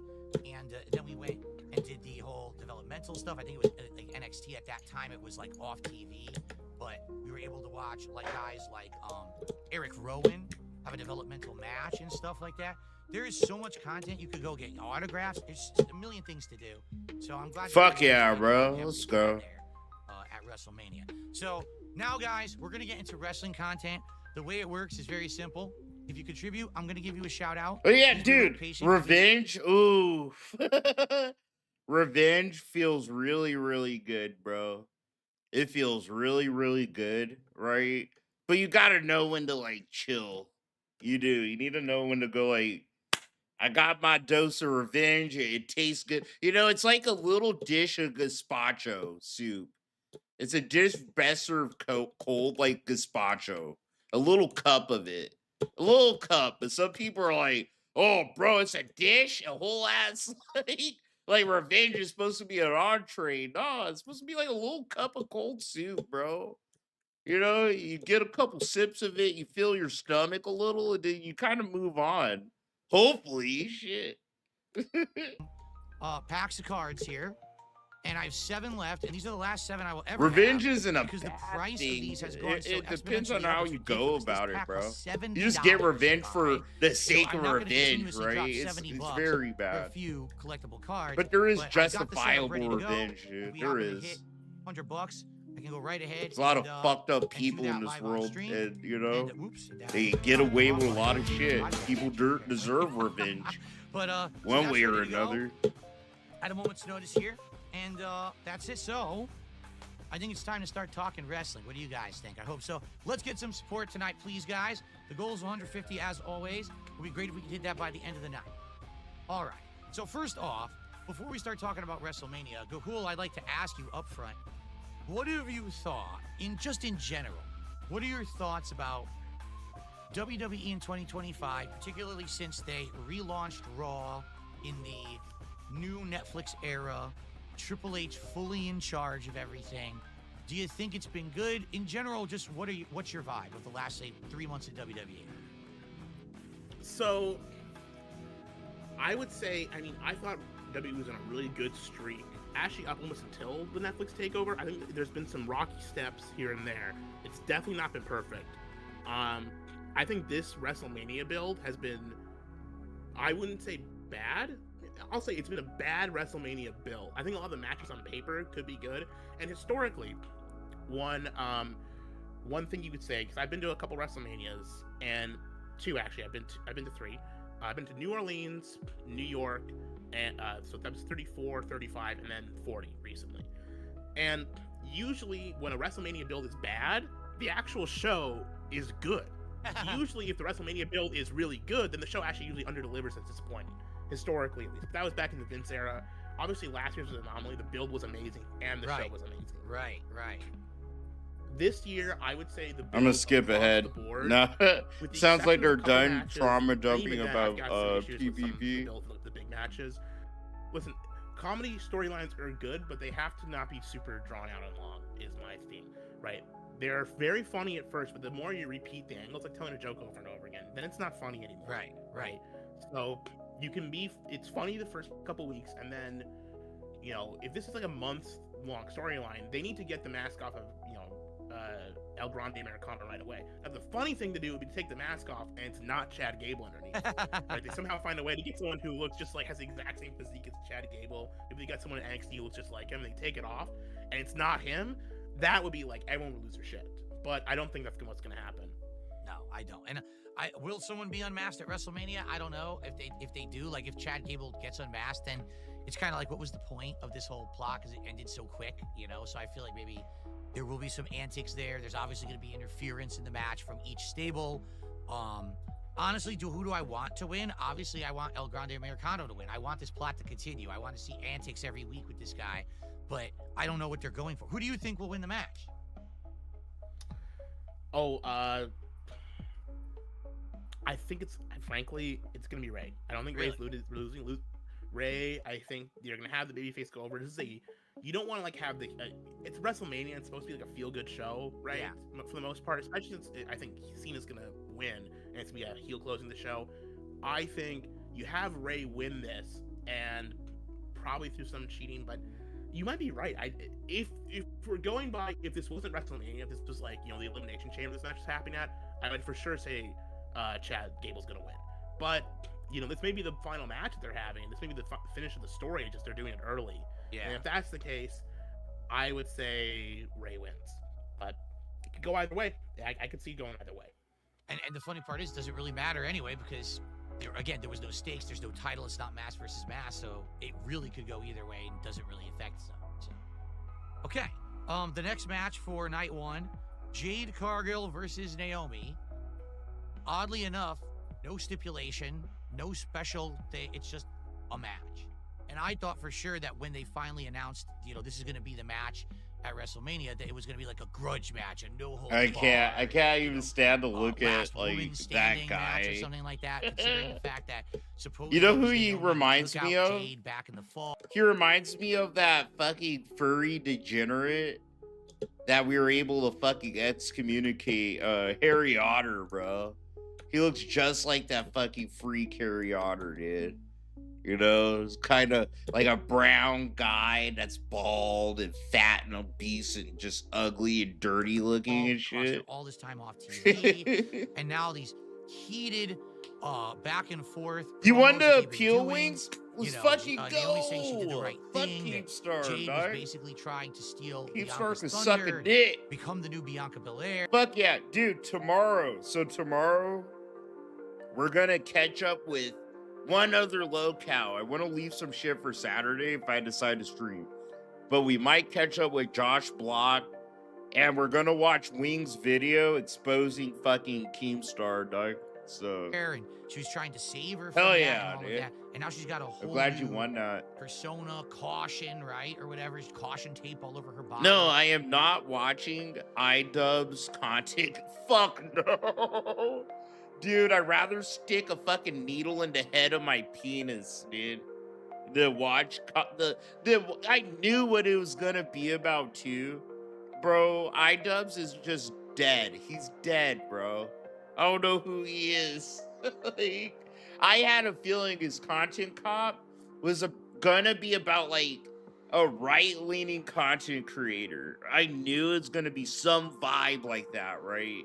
But I did not foresee that it was gonna be about like Ethan Klein and him and Israel and all that shit.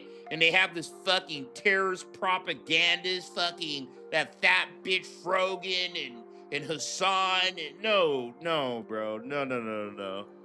We will not watch like pro-terrorist propaganda on my stream, right? But honestly, my take on it is, I think it'll be an okay that video match, made me throw up. Forward to it that much. Once again, doesn't seem like it is not even like a content cop. It's just like it feels like a fucking goddamn cover. It feels like Hassan paid iDubbbz like $50,000 to make a video dumping on fucking Ethan because Ethan did that content nuke, right, on Hassan. That's literally the vibe of it all, bro. Like, I'm like, this is not a content cop. This just feels like, you shitted on my friend that loves Hamas, so fuck you, make this video on you. Let's expose you kind of shit, dude. It's wild. And you want to know what's crazier, right? Fucking Ethan, he actually watched the content cop on his stream where Hassan is such a fucking DSP where he's like, I'm not gonna watch that. I'm not gonna watch that on my stream. Because he's so afraid of like all his retarded talking points being blown out the water with thought out logic, you know? Because fucking Hassan's a fucking propagandist. He's a cult leader. Like he's like a more handsome fucking DSP. Pause, but I'll always say that he's just like Phil, but it feels like handsome enough to like make more people fall for the retarded fucking shit he said. I swear to fucking God. But that's my thought on that shit. I'm not gonna watch that, bro. I don't know if these two have a style that's going to. I can't watch it in good faith. I can't. This will be the botch fest. Not in good faith. I'm not like pro-Israel or anything. But like, I'm sick of those like pro fucking Palestine people acting like they're the good guys. Like there's no like they ain't doing fucked up shit like raping people and killing kidnapped victims and shit. Like get out of here. That's not how you get me on your side, bro.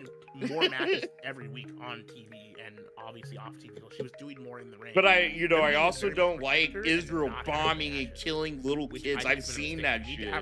I've seen pictures of like babies with their heads crushed in, you know, and it's made me cry, made me tear up and shit, right? But like, I feel like the people that are so pro-Palestine sometimes, like the content creators, are bad faith as fuck. And they're just like, America bad. Like, just go off the launch board is America bad.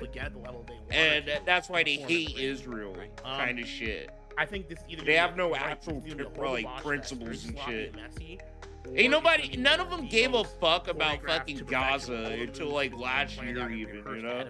You never heard any of them talk about that shit till last year. Multiple times already to prepare. So it's all fake, you know, it's like fake moral fucking effort. Will it be good? Probably not. Will it be, will it mean anything in the long run? I think whoever wins this match is gonna fight, it's probably gonna go against Bianca next. I don't want to spoil anything. Hey, Shy, I made content slop.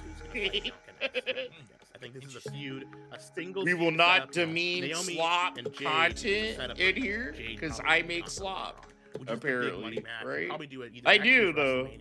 Or SummerSlam, maybe, or like Royal Rumble or something. Right. That's a big money match. It's like these two big muscly black women. But no, that content cop actually is like propaganda garbage, bro.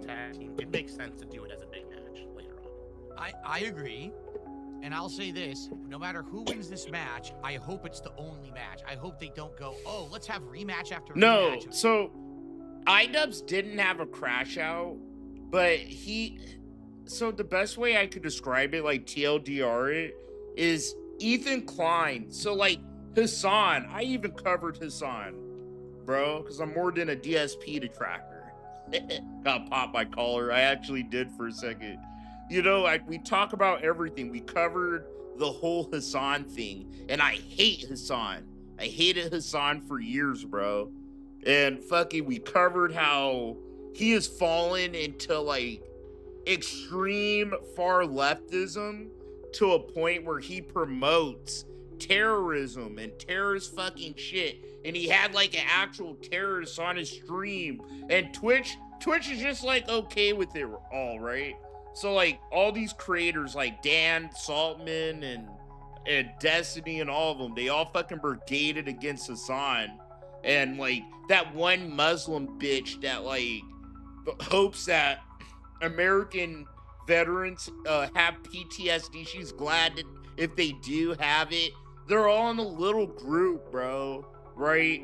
Where they're so pro-Israel in bad faith. They don't give a fuck about like Palestine or Gaza or any of those people. It's just like a moral badge, right? And they use it to talk shit about anyone that's like from Israel. So they hate Ethan because his wife is from Israel and shit like that. And it's become this whole thing where Ethan used to do a podcast with Hassan, and Ethan had to cut the podcast off because Hassan is so extreme left. Like, we should make re-education camps and shit like that for people that don't agree with leftist views and shit, and socialism and shit. Like, he's openly said shit like this, right? So Ethan's like, this is cringe. And then like Hassan's whole mind-washed audience are like, oh yeah, Ethan, he promotes fucking genocide, and his wife participates in genocide, you know what I mean? Because like she's from Israel, and like anyone from Israel has to be in the army. Like it's like a mandatory service they have to do at a certain age and shit like that. It's like totally fucking retarded how the far left, like they fucking chimp out. And you can't sit here and have like a opinion against Gaza, or you're a terrorist. So like it's been this whole thing. So like Ethan made a fucking content nuke. Like he woke up his channel from the dead, right? And made a whole fucking video about why Hassan is a bad person and he promotes fucking dangerous propaganda, right? And then so of course the fucking cuck zombie iDubbbz, right? To defend all these gay leftist fucking bad horrible views that no one agrees with but the most fucking unhinged leftist, right, wakes up from the dead just to shit on Ethan pretty much, bro. And Ethan isn't like a pro-Palestine, he's like me, you know?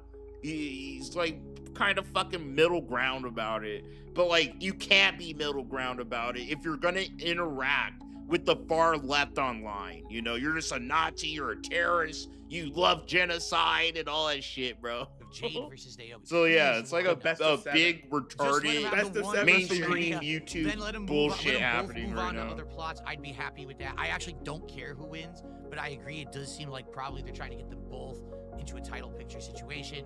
Let's see what happens. Okay. So the next one, LA Knight defending the US title against Jacob Fatu. And I it's just weird to me because so what happened to Braun? I just don't like. I get it, like Jacob like fucked him up a week or two ago in the ring or whatever. Repeated butt strikes in the ring, hip strikes in the turnbuckle again. Then he splashed on Spike, blood again. I totally get your position, bro. But when you go somewhere and you murder innocent people that literally probably don't even know it's happening or give a fuck, they're just living their lives. That's terrorism. Like 9/11 was terrorism. Like, would you call them freedom fighters? Some people do, you know? And it isn't. You're not fighting for freedom if you have to fucking murder innocent people to get your way. No.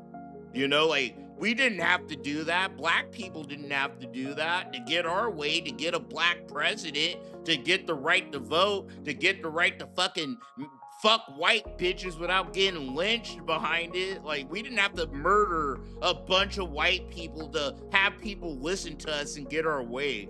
Was there violence? Yes, but we mostly did it through diplomatic means and infiltrating the government and changing the minds of the masses through culture and shit, you know?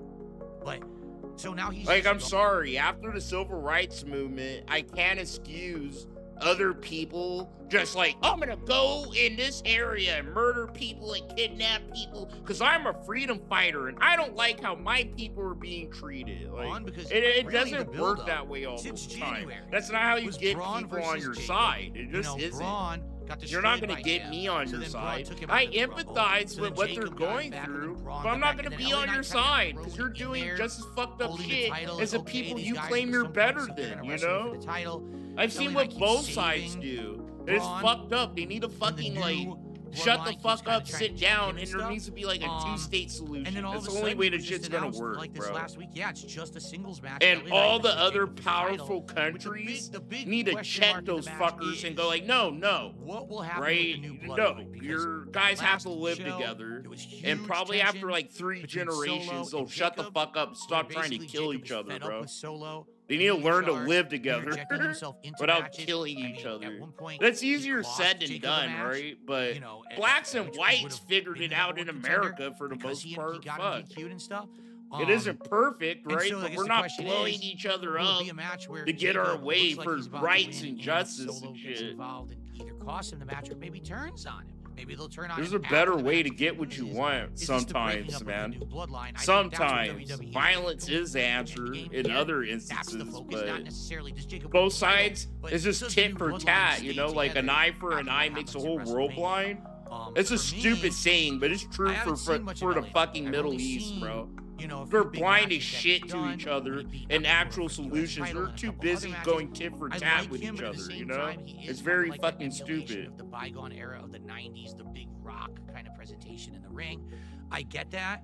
I think Jacob Fatu is more exciting. I like seeing this guy, this up-and-coming Samoan he's fast. He's got great moves.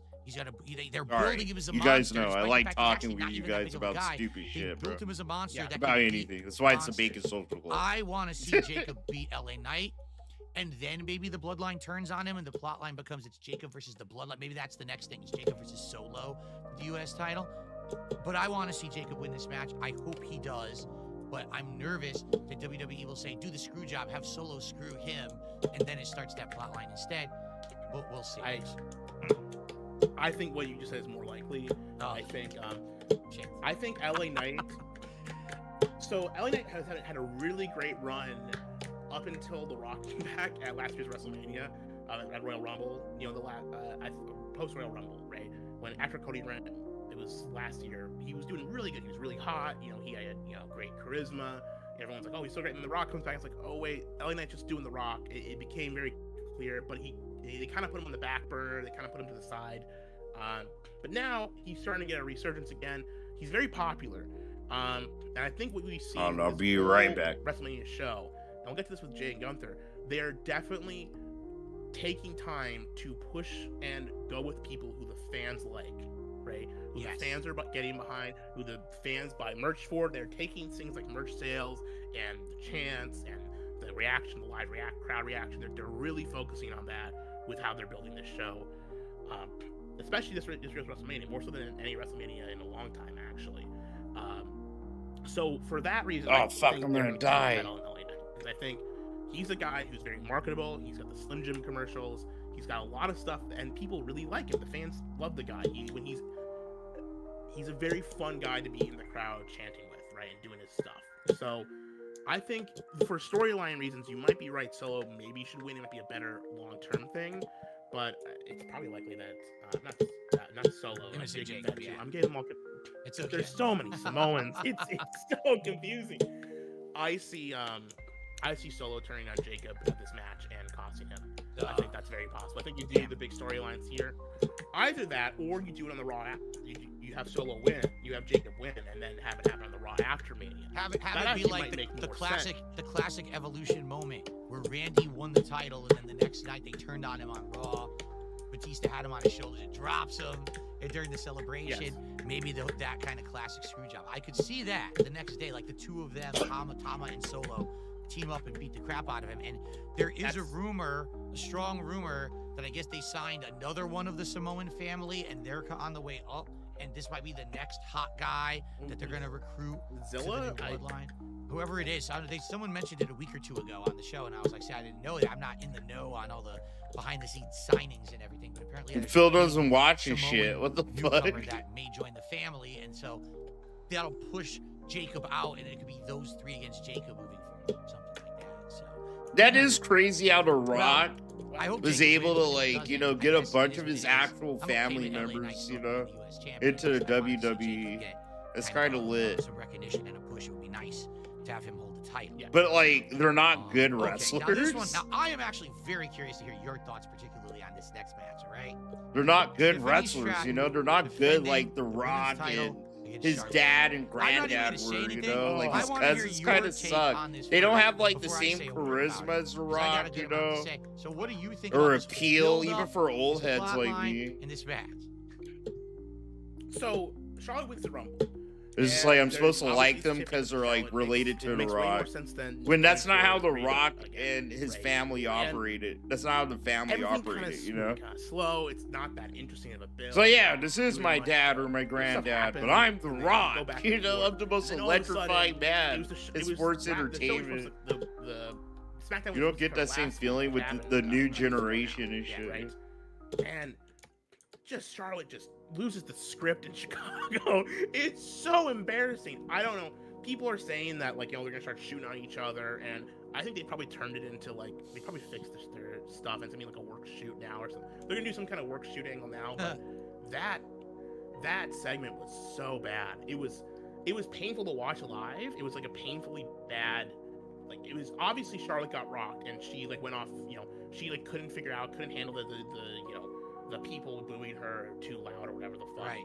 And then Tiffany fires back with the, you know, you've been divorced 3 times stuff, and it's just like, oh man, I don't know. I think this is gonna be a shit show of a match. If it goes off without it, if there's no problems, it'll be a miracle. There's gonna be something that goes horribly wrong. It's either gonna be incredibly like disastrous and eventful, or it might probably just be boring. It'll be my guess. It's gonna be a boring match that leads to nothing. And I think Tiffany's just gonna put over. I think it might even be a really short squash match. You could even have that happen and just kill Charlotte. Yeah, the way I see it, first of all, I think the entire thing's been a complete fail shit show. Okay, since the beginning, she won the Rumble, and you know, you don't know who she's gonna wrestle. And that's when I started watching WWE again, was January. I didn't know who this Tiffany Stratton was. I didn't know about her whole kind of, she's like Barbie or whatever is her character or whatever. And then I started watching SmackDown about a month and a half ago to prepare for WrestleMania. And the plot between these two, it's so bad. The writing has been bad every time that they have a face-to-face. When they do their individual promos, it's not as bad. But the moment that they have to talk to each other, it's like they're like from different planets. Like they don't even connect at all in any way with any of the dialogue they've had back and forth. It's just this weird disconnect botch fest. And every time it's like cringeworthy. God, they're doing another interview with these two. Please don't. I don't want another promo. You know, and now it's gotten to the point where it got so, like you said, in Chicago, it got so bad, that being the culmination of just every encounter they've had has been cringeworthy. You kind of are like, you want to see the train wreck that's going to be WrestleMania just to see how the hell this is going to happen. But the sad fact is, it's a freaking title match too. Like, it's an actual title match that might actually be the worst match of the show because it's been such a bad build. This is bad totally promo. boring. The storyline makes no sense. But whatever, man. I can't even see these two. I'm having invested. I'm locked in. Without having tons of problems. I think there's going to be botches. That's I why I think play there's gonna be video stiff games on the hits. side I too. think there's going to be all kinds of issues. Because it's my thing, At the end of the day, yeah. I'll be honest, I don't think Tiffany is a Kind of very helps it champion. where I'm not I like just don't. I bored, don't because think I'm she's not been like that good of a actively character and active of a listening wrestler. to every At the little same word time, filling I in also don't want this Charlotte to fucking be the champion retard either, say. because we've been there, done that 7,000 I times. can kind and of what's the tune point of out. just giving her the I belt just another tune time? back in when I You hear know, who would be things the that next perk person my to ears challenge up. and beat her? I have no idea because they're not really building it. That's a secret. So I don't Fuck. know and don't really care. I hate saying that about a title match at WrestleMania, that I don't really care about it, but it actually upsets me that These they've done stages nothing are actually just getting like months of hard, build bro. up What the to fuck? find a way to make this interesting. In fact, every time they tried, they just made it worse. So, I mean, Yeah. realistically, I think Tiffany will win. I actually do, but I don't think it's going to be fun. I don't think it's going to be good. I think it's going to be like everyone's going to be disappointed with the outcome no matter what happens. Let me get your thoughts on this. On the Chicago promo, I think Charlotte might have been drunk. Maybe even high. I think she was on some kind of thing. So what? She was talking, the way she was behaving. I don't think she was all quite there. I think she was on. That was not just someone getting just rattled. I think she's on some. Maybe it's. I don't want to say pills, but I think she might have been drunk. I think maybe she's been having a little bit too much sips of stuff to get her nerves ready or something, and it just went. She seemed sloshed. She's talking like she wasn't like slurring her words or anything. Yeah. But my take is. Charlotte, still to this day, she's been in this company now for over a decade, right? And she's had highs and lows. She's had times that people love her and times that people don't like her. But typically when people don't like her, it's because that's her character. Now I think it's the first time she's actually starting to realize people actually don't like her. Like, she's getting the heat, like, look at Paul, right? They're booing her during her promo. Just shut up. We don't like you. We don't want to hear it. And I actually think she can't handle it. Like, I feel like she's actually legit felt disrespected in Chicago when people wouldn't let her do her promo and were booing so loudly, and it made her get so rattled that she cracked. And that's the problem, is if she's gonna be at the top of the card, you can't crack. You have to be able to handle whatever's thrown your way. You have to adjust on the fly. When you're in a match, something could go wrong. You need to be able to adjust on the fly. I don't know. I mean, she's been in the company a long time. She's been the champion so many times. And to see her falling apart at this point, you know, and like you said, it got personal where you had Tiffany saying stuff about she got divorced so many times and stuff. Maybe that, you know, was part of it. She knew that was part of the promo and she didn't agree with it. And they said, no, fuck it, we're doing it anyway. Who knows? But to me, I don't think she was on something. I definitely see this as like her losing her cool. Legit, 100% losing her cool on the grand stage in front of everyone for the first time, and you gotta wonder how that's gonna translate into the WrestleMania match. So, who do you think's gonna win? I mean, I think Tiffany's winning. I think Charlotte might have been the original plan, but at this point, I don't see how I can put the belt on Charlotte, especially after that fuck up. I just, you know, whatever the plans were, I would get Charlotte off TV as soon as possible and let her cool off, let her shit figure out, and get her away from the title picture because it's not going good. The only way I could see them spinning it positively for them is if she wins, but then they change her character to be like a nutcase. Like, her actual character is, I'm crazy, I'm unhinged, I can't even, you know, I'm not in control anymore. But I don't even think she would want to do that. I feel like for her, I think she would hate that idea. Like, no, I'm supposed to be the queen. I'm supposed to be, you know, she actually thinks big shit in her head about herself because she's a Flair. I don't think she would ever go for that, you know? It would be a good angle. It would be a fun angle, but I don't see it happening either. I think you move past it and you do something else with Tiffany Stratton, but I don't know what you do.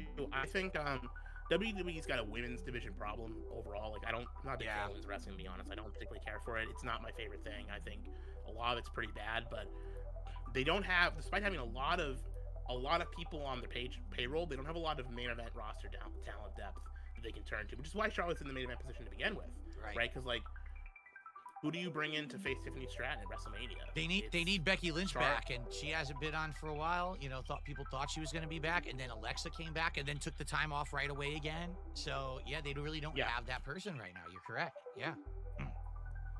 Okay. Go ahead. Finish the thought. I mean, you could say the NXT women's roster is doing well. They brought like Roxanne Perez up, but I don't see that being a good feud for Tiffany Stratton. Like, I just don't see who you put against her in the long term.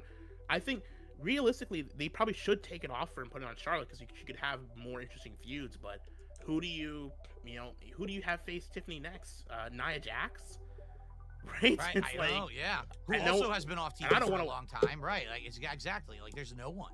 Who's next in line? I have no clue. I legit have no idea where this is going after WrestleMania. Yeah. Yes. Okay. Now, this one is just, I'm sorry. It's funny to me. Okay. Gunther defending the World Heavyweight title against main event Jey Uso. And now, after 3-4 months since Jey has won the Royal Rumble, it's official. Main event Jey Uso isn't in the main event of WrestleMania. No. He's not in any level of main event, even though he's wrestling for a title. He's been downgraded. He's probably going to be like either next to last match. Some people are speculating this will actually be the curtain jerker. Like, this will literally be like when it was Daniel Bryan against Sheamus many years ago, just kind of swept under the rug, and maybe it'll be a real fast match, you know, just get it done with. Or like Seth Rollins versus Brock Lesnar at WrestleMania 35, which I was at. And there is the argument that people say that the most important... I was there. I was at WrestleMania 35. People do say that. Yeah, bro. But it's also the curtain jerker, you're right. And putting the world title... Roach Beef, go ahead and stream. I think... I tell any of y'all, bro, you got a computer, you got like a fistful of dollars and a hope and a dream in your front pocket, bro. Fucking stream. There's a saying we have in the hood, and it's called fucking around get you paid. Fucking around might get you paid, bro. And pretty much what that means is just like wherever the fuck you think you feel like you want to do and you have an aptitude to do it, just go and do it. You might not be good at it, but you can learn to be good at it, right? You can improve at it, and who knows, you might make $1 from it. You might end up fucking cracking a code or founding a business. Who fucking knows? But stream, play games, put your personality out there, bro. Don't be afraid of people making fun of you or talking shit about you. It's gonna happen eventually, right? Happens to me all the time. I don't let it like inhibit what I do, you know? Like, I built these nano blocks, bro, very incompetently, but I'm getting better at it and shit like that, you know? And I'm not afraid to hold my L's and take my W's, bro, you know? Just do your thing, dude. I bet you'll be better than Phil, but you gotta like grind. That's what sucks. That's what sucks compared to Phil, you know? That's why he's lucky. He was in a day at the right place in the right time where he was able to do what I told you, and it was just super easy. But the rest of us gotta work a little harder, bro. And don't be discouraged because, like, things aren't going your way. They'll never go your way all the time. But just do your best, right? And don't give up. As corny as it sounds, don't give up just because things aren't going your way, you know? That's kind of the only admirable trait that Phil has, but he does that out of spite, not out of like, because he has a dream or something he thinks he can do and shit. It's like, because he knows if he quits, we're all going to celebrate for like a week straight and not sleep. I have like a 24-hour stream where we just like laugh and celebrate and watch Phil's old shit and dance on his grave, you know? A little quick rant about this. Oh, and then I'll go on, do your thing. You're good at art, go do art. You're good at singing, fucking put yourself out there singing, bro. Shit. He is a terrible television character. He is not interesting as a person you watch on TV. When you are there live, if you're in the crowd and you're doing his chants, you're doing all stuff with him, he's probably a very entertaining, fun thing, right? But sitting at home, watching him on TV, watching him do his promos, watching him do this build to WrestleMania, watching him wrestle all his matches. Roach B, if we're friends on Steam, you know, and you need fucking Project Zomboid, I'll buy it for you, bro. But you might have to remind me, but I'll buy it for you. I can just buy it for you. You know, like, I'm down to help the homies. That's why I do the giveaways, right? Or whatever. If I have advice or whatever the fuck, you know, I got you. It is I got all the homies. If I have time, you know. It's not a fun thing to watch on TV. It's like I have to watch all these people doing the fucking hand thing. No, don't forget Chris Chan. Chris Chan was the first, arguably, bro, right? That's the thing. That's the thing about who's first, who invented what. Like, it was never just one person. Like Thomas Edison wasn't the only person to invent a light bulb, you know? He was the first dude to innovate it, make it fucking feasible for production and patent it well and all that shit. That's why we know Thomas Edison as the quote-unquote inventor of the light bulb. But there are a bunch of people that probably did that shit. Same thing with Let's Plays, right? Phil was doing it when a bunch of people were already doing it. But you can argue that Chris Chan was one of the first people on the internet. One of the first. There were probably like 10 other people, right?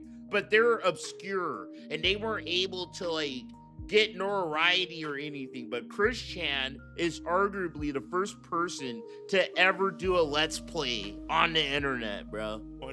Like he is. It's fucking crazy.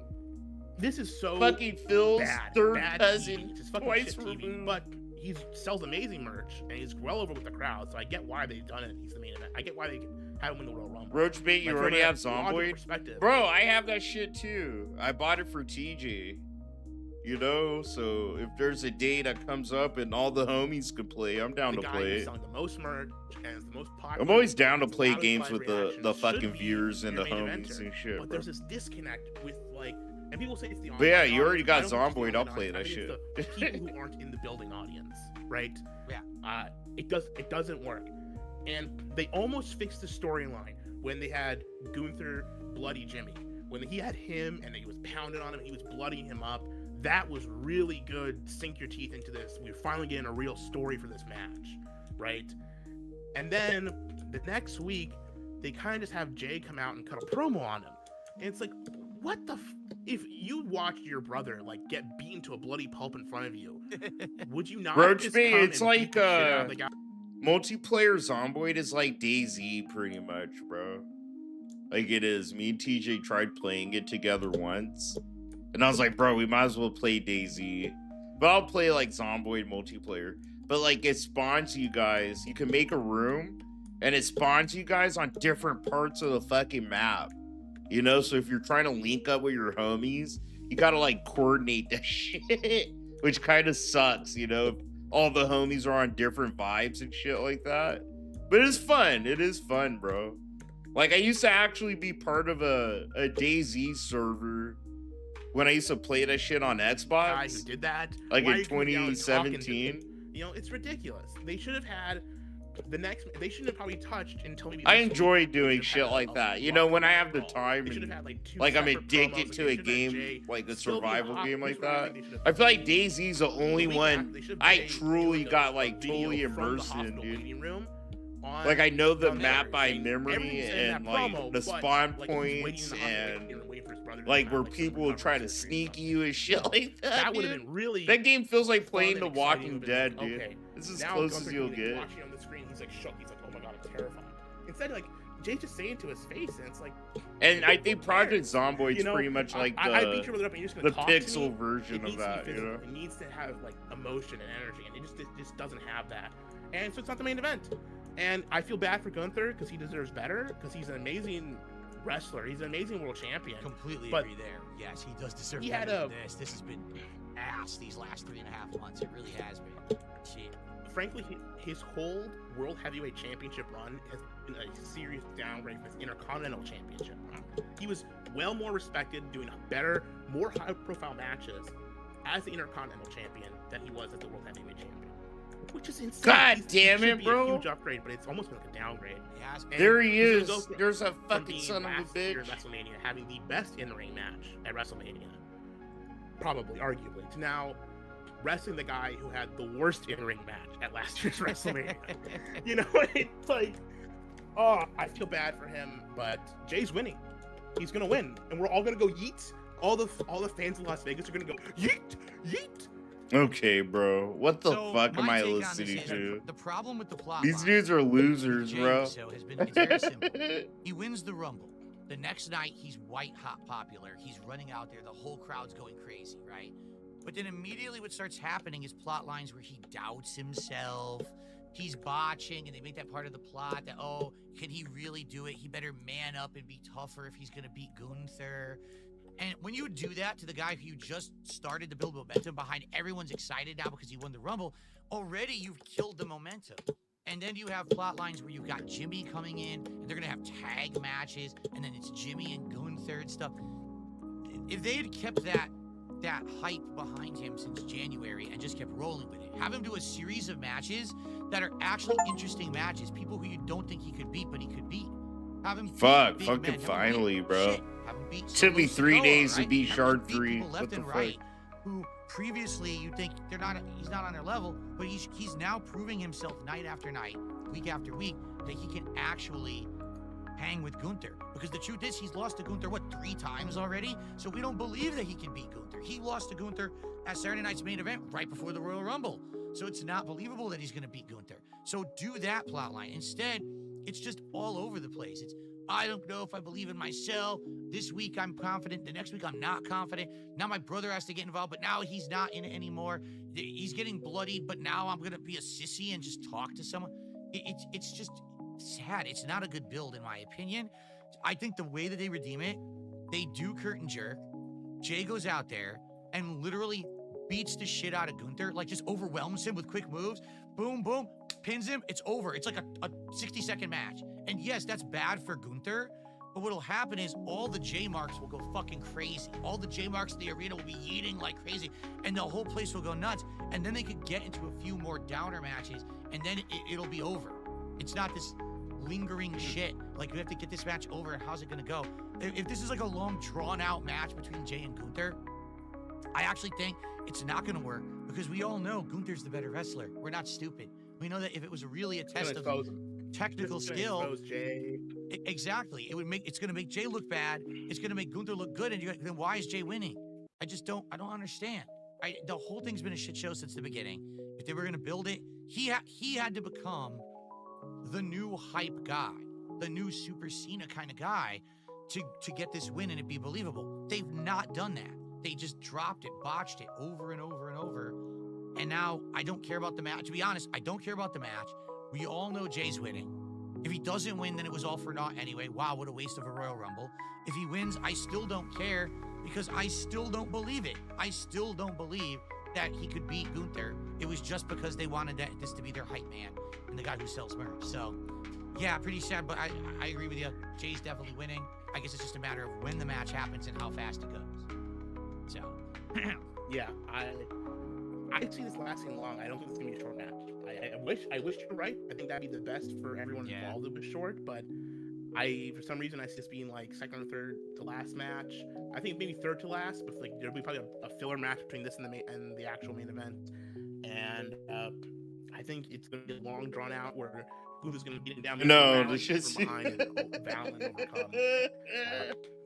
I can't. It's like watching a DSP supporter I want to see talk wrestling. Like, look how bad his camera is so shit. How hard is it, bro? My guys, my brothers in fucking Christ, okay? I am not perfect, I know this, right? But holy fuck, at least I could do something somewhat competent. I can have a second camera and film my nano blocks without the camera glitching, dude. Phil? Phil? I can VTube with one camera, with another camera, doing something else. Phil can't even do that, bro. Fucking, this guy can't even film his fat ass self without his camera. Literally fucking glitching and dropping frames down to like the damn single digits for like 5 seconds. What the fuck kind of camera do you have, bro? Like, come on. Like, do you have a job? No, he doesn't. This fucker looks just as unemployed as Phil. Like, bro, you probably don't make as much as Phil, being an unemployed bum with $1 and a dream, but fucking goddamn, it is not hard to get a $150, $200 fucking camera, bro. Literally, of any brand, and it won't fuck up on you. You could get 1080p. Oh shit, that beer hitting. It's like 60 fucking frames and shit. Like, come on, dude. Bastard. It was $10. I just want to give him a shout. You gotta give a fuck about like the way you're presenting yourself. We have one more match to talk about night one. We're going through all the night two, and that's give a little bit of a fuck. If you've enjoyed the wrestling commentary tonight, please support the show in any way, whether it's a super chat, a tip, membership, sub. All that helps. It would be great if we could hit $100 so we could get one card pack opening here for the pre-WrestleMania show. Okay, cool. All right. The main event of night one, and I don't know how much you actually have to say about God, this I hope one. this bastard made nothing. I hope he made fucking McDonald's money tonight, Roman Reigns, CM Punk, Seth Rollins, triple threat for the future of the business, whatever that means, with Paul Heyman now we'll see. In the corner of I'm gonna CM look at Punk that total at the end of the night. Favor that CM Punk was owed is that That's what Paul Bill Heyman cares would be about, in his whether corner I'm when he fucking so like chooses, celebrating and he or chooses not, this right? to be the match, So which is the big reason that there's I hope he made like ascension now between McDonald's Roman money, bro. and Right. Paul. Shit. So what are your thoughts on this one? A couple minds about this. I get, like, if you look at star power, this is the match with the most main event stars in it, right? But I think the stakes for this match are very weak. I think this was a lot better a couple weeks ago when we didn't know what the favor was. I think if the favor was still a mystery going into WrestleMania, it would have been a lot more exciting. And the favor has to be that Paul has to help Punk and not Roman. If it was a surprise then and we didn't know who was going to be, Oh, how? right, it would be more exciting of a match. It would be higher drama. Now, I mean, there is still the question of what's going to happen, but the mystery is kind of taken away. The mystery was given away too early, I think. And I think that this whole, like, the stake, it's the future of the business, that's a load of bullcrap. Like, who cares? That's just nonsense talking to, like, try and justify this going on last when there's no title at stake, right? I think, you realistically should have hotshot the title maybe off of Gunther or something, or this should have been a title match, right? Yeah. If they were fighting over a world title, this would have been a much more interesting, like, I want this champion, I want to walk out of this match as world champion, something for it. Yeah. But obviously they haven't done that, and so it's just a storyline. I just want to beat the other guy. God damn, this level's I think- fucking hard, bro. Here's the deal. I This think is the a whole, hard like, shard. concept of I want to be in the main event of WrestleMania as, like, the whole, like, Whoa. crux of the CM Punk character, it's a bit silly. It shouldn't be that you want to be in the main event. It should be I want to win the main event, right? It shouldn't be just like I'm here, I've made it to the top. It's got to be I want to come out on top. I want to beat everyone else. The story of every match should be I want to beat the other guy at its very core, right? Whereas the payoff for CM Punk was already, well, I just want to be in the match. TJ, So I it's know like, it's boring not as fuck. strong. And Right, for sure. I'm I invested think- at this point. I think that the in Seth smart Rollins guys angle, I think Seth Rollins is probably the strongest and the character going into this inevitable show. I think fucking Roman's end of been it. I watched basically every absent from episode TV so for far, months. except for He's only like shown up a little bit to one or matter. two. One, And I don't think he's that invested. right? In that. The one So that, realistically, I have if to this finish. was done I right, gotta this see should have this been shit through. Seth Rollins versus Like DSP by reacts. themselves. Roman shouldn't really be It's that just gonna involved, die. because they're the ones who actually hate each other, right? Roman's just kind of there because he's there, because they eliminate each other for the Royal Rumble. Seth and CM Punk actually have a reason to hate each other, and they want to beat each other. But obviously, Roman's the biggest star out of all of them, so they put him in the match to make it the main event. It means something. I don't buy that it's the biggest WrestleMania triple threat ever main event. There's Yeah, been a right. lot of. There's been, like, you know, the Benoit match. There was the women's main event a couple years ago Alchemist, with Becky, Ronda, and Charlotte. There's been. This is gonna sound dumb, bro, but you're gonna need to pick up a hobby. Pick up a hobby that makes you use your hands a lot, dude. You know? I would say, oh, get a vape. Pick up vaping, but that's like creating one addiction for another, you know? Like, I stopped smoking 5 years ago because my wife smoked cigarettes like way more than me. And it would bug me. Like, she smoked so much. Like, she's a chain smoker. It would get on my fucking nerves. She smelled like shit. Dude. So we both started vaping. So we stopped smoking for 5 years. But it's like we traded one thing for another. So if you're really trying to quit nicotine altogether, I highly, like, recommend, like, nicotine patches. Wean yourself the fuck off. Or find a hobby. You gotta find some things like the nano blocks I do. Stupid. I know my recommendations are dumb, bro. I'm not a doctor. But I don't know, something like the nano blocks I've been showing you guys. That's like something really cheap and affordable. Like, bro, one pack of nano blocks costs as much as a pack of cigarettes, you know? And it's something creative and it keeps your hands and brain busy. And you can just bust it out and, you know, work on them, set them aside, whatever. But something. It doesn't even have to be that. But remember what Hank Hill said, bro? What'd he say? A tool in both hands doesn't leave enough room to do drugs and shit, you know? So that's like, it's a metaphor. You got to keep your mind and your hands busy. I know, if you're trying to, like, wean I think yourself the off real something. question is what I think. without like So here's what I think's replacing gonna it with happen in the something match. else. What's probably gonna happen, and if they were smart, what happens is I put Seth forgot what Rollins Hate over said. and I have gotta Paul find Heyman that shit. No, I gotta join up with find Seth the Rollins, clip, bro. and that's the long-term storyline for this. Because I don't think Paul Heyman benefits. Dog, because very that much shit from being was with Roman lit. anymore. Hank Hill's I don't probably the think most benefits at all from being with base CM Punk. I fucking think CM Punk cartoon is just his own character guy. ever, bro. He doesn't need a Paul Heyman type to be on his side. I think Paul Heyman and Seth Rollins as the duo coming out, winning this match, and kind of, putting down the other two, kind of elevates Seth Rollins a lot. And it gives him a win when he's been the workhorse for the company for a long time. Yeah, nah, dude. Hank Hill, most base cartoon character ever. I don't care. Okay. I love this episode. The shit is actually true, but it's like a metaphor. Carl Moss I knew wouldn't Give it a rest, Hank. All parents care about these days is zero tolerance drug policies and literacy. Why can't Johnny read? Why can't Johnny read? God, that gets old. But Carl, shop is the foundation of all learning. And I tell you what, a youngster with a tool in both hands has no hands left to do drugs. They'll just put the tools down if they want to do the drugs bad enough. They'll just put the tools down. Fucking goddamn it, bro. They'll just put the tools down and want to do the drugs bad enough. That's not the point. If I was Hank, I would be like, shut up, bro, Carl. That ain't the fucking point, bro. Shit.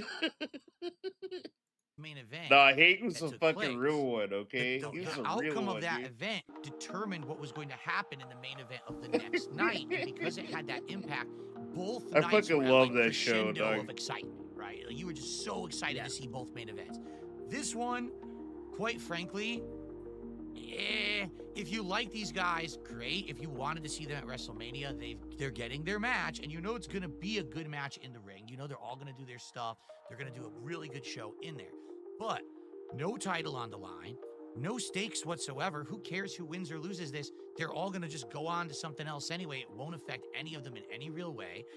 I'll be honest, I didn't like this plot line at all. And then the 1 week where they were doing their contract signing. One more King of the Hill clip, okay?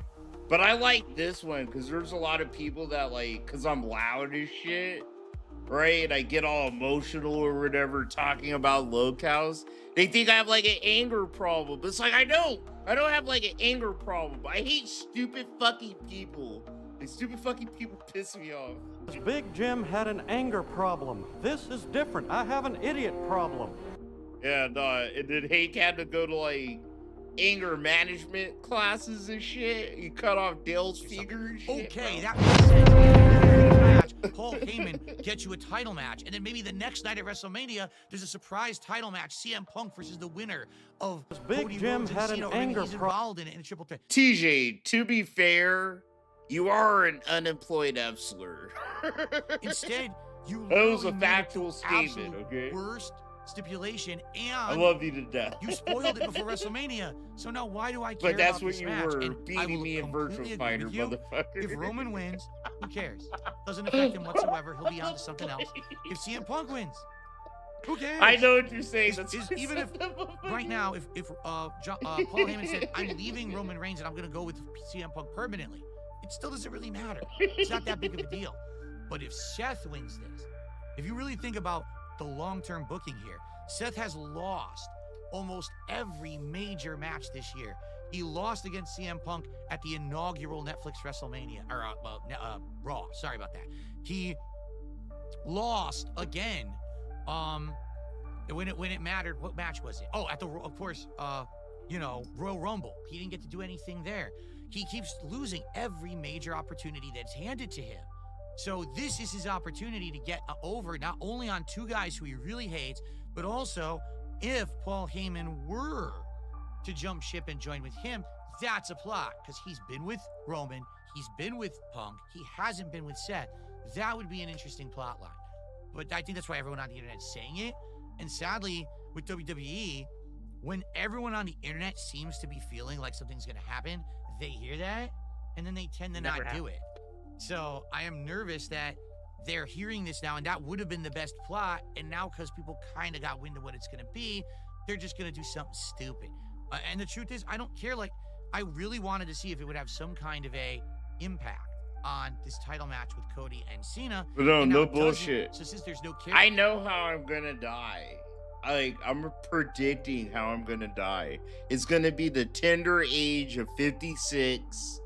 And I'm gonna be watching a low cow, and he's gonna get under my skin, bro. Two things: building dollhouse furniture and kicking ass. And I don't see no dollhouses around here. You see any dollhouses, Hank? No, I don't. No, you don't. That's right. What are you looking at, sport? Don't you eyeball me. Don't you eyeball a junkyard dog. Ruff, arf, arf, arf. Now you got the dog barking. Look, you got it. You got it. Arf, arf, arf, arf, arf, arf.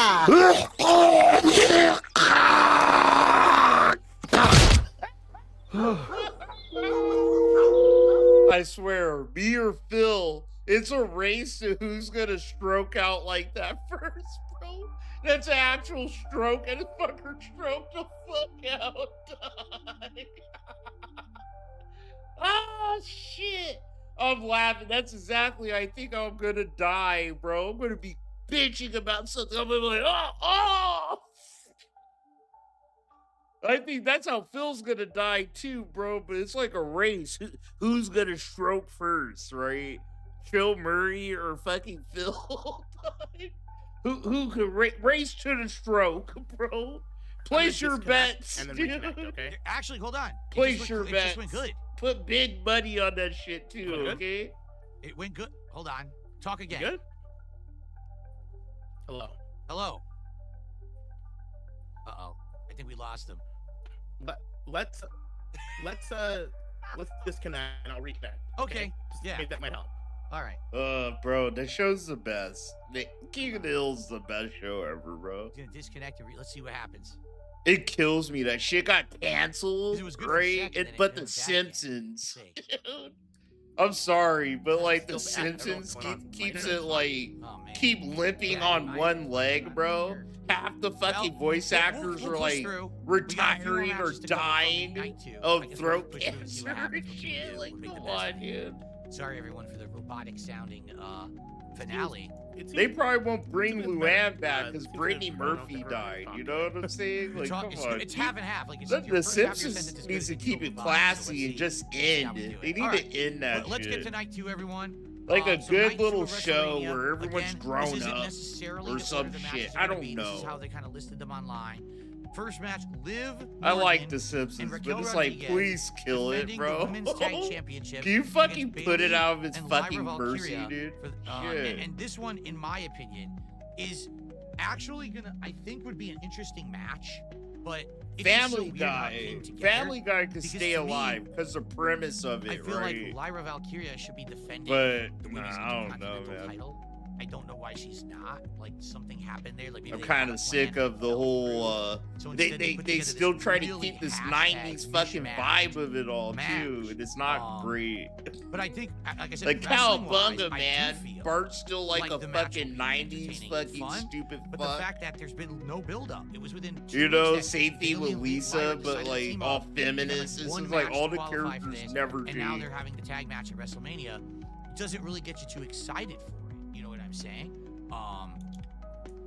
So I guess we'll see. What is your take on this insanely quickly put together match? Cookie? I've seen the newer episodes, so I'm not Let's see a how you hater, do this bro. without cutting I'm out. not a I think I'm hater. okay. Like, It seems to be it okay makes right me now. So crack if I up. get The robotic, just Simpsons cut has me made off, me man. crack up, I'm not but it's sure. been mostly, I bro, just the did- couch gags, dude. Shit software. It's kind of dope how they like collab with obviously, other Lyra's supposed to be studios funny, and Becky's not cartoons that to do Right. the couch So, gags, yes, right? I think that But after this that, should've it's been just like, Bayley what the and fuck maybe, are you like, guys maybe, doing? like, you know, one of the Damage Control ladies from back then, they reunite with her. Like the one where Rick and What's her Morty, face? bro, that's probably the Tiny best or couch Tiny, gag ever, get dog. her or It someone, was. maybe, That shit was Roxanne Perez, hilarious. you know, have Bayley team. We with killed someone the there. Simpsons. And Look, then we killed the I think Simpsons, sometime Morty. Bayley and Roxanne teaming for this to have do this title match. They straight And up then murdered the Becky gets Simpsons, Becky's on bro. the show. And then Lyra's have to gonna go have and a challenger. recreate those So motherfuckers. we put her in this match, and maybe Lyra.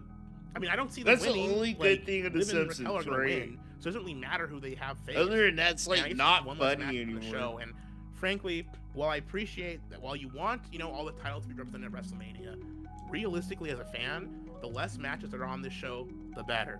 Because these are long shows. They go super long. The matches are usually This very, dude's a lot of camera. time. This So, guy. even if this, you know, I cut see that why women's intercontinental match, PvP you still doesn't have want the to do a champion on the wrestling show with wrestling a you, different match, bro. you're not Come grinding a on. different spot. You can't afford a goddamn I don't know. decent bitch It's a 1080p build camera. Titles that don't mean jack shit. That doesn't Women's glitch tag out titles like don't mean that. anything. That's so They fucking don't have weird. dedicated women tag teams for the most part.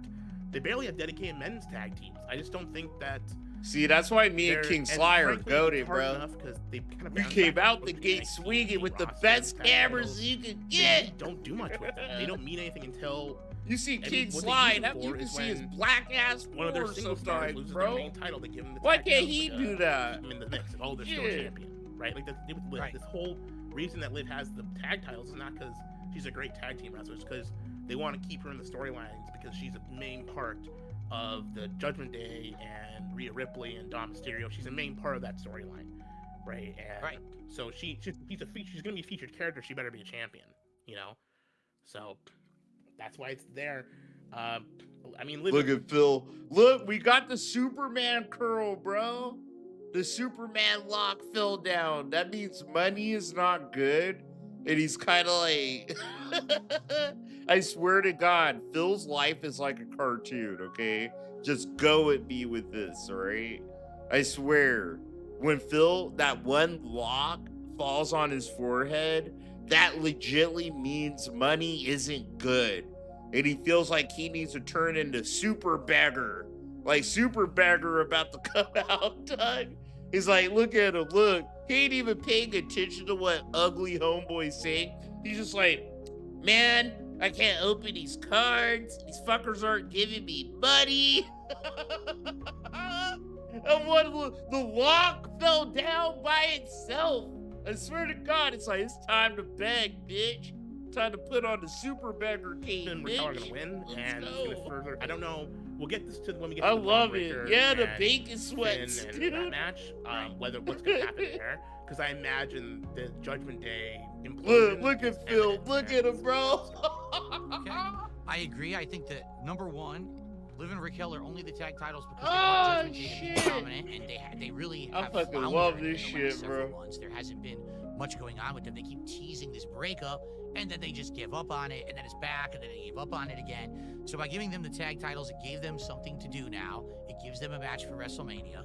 Bayley, as I've said, since I've seen her wrestle, since she returned, and started wrestling in the last few months, has done nothing. She literally hasn't done anything of note. She didn't really beat anyone of note. She just kind of floundered. She's lost a bunch of times, to people. And so they needed to give something, right? They needed to do something here.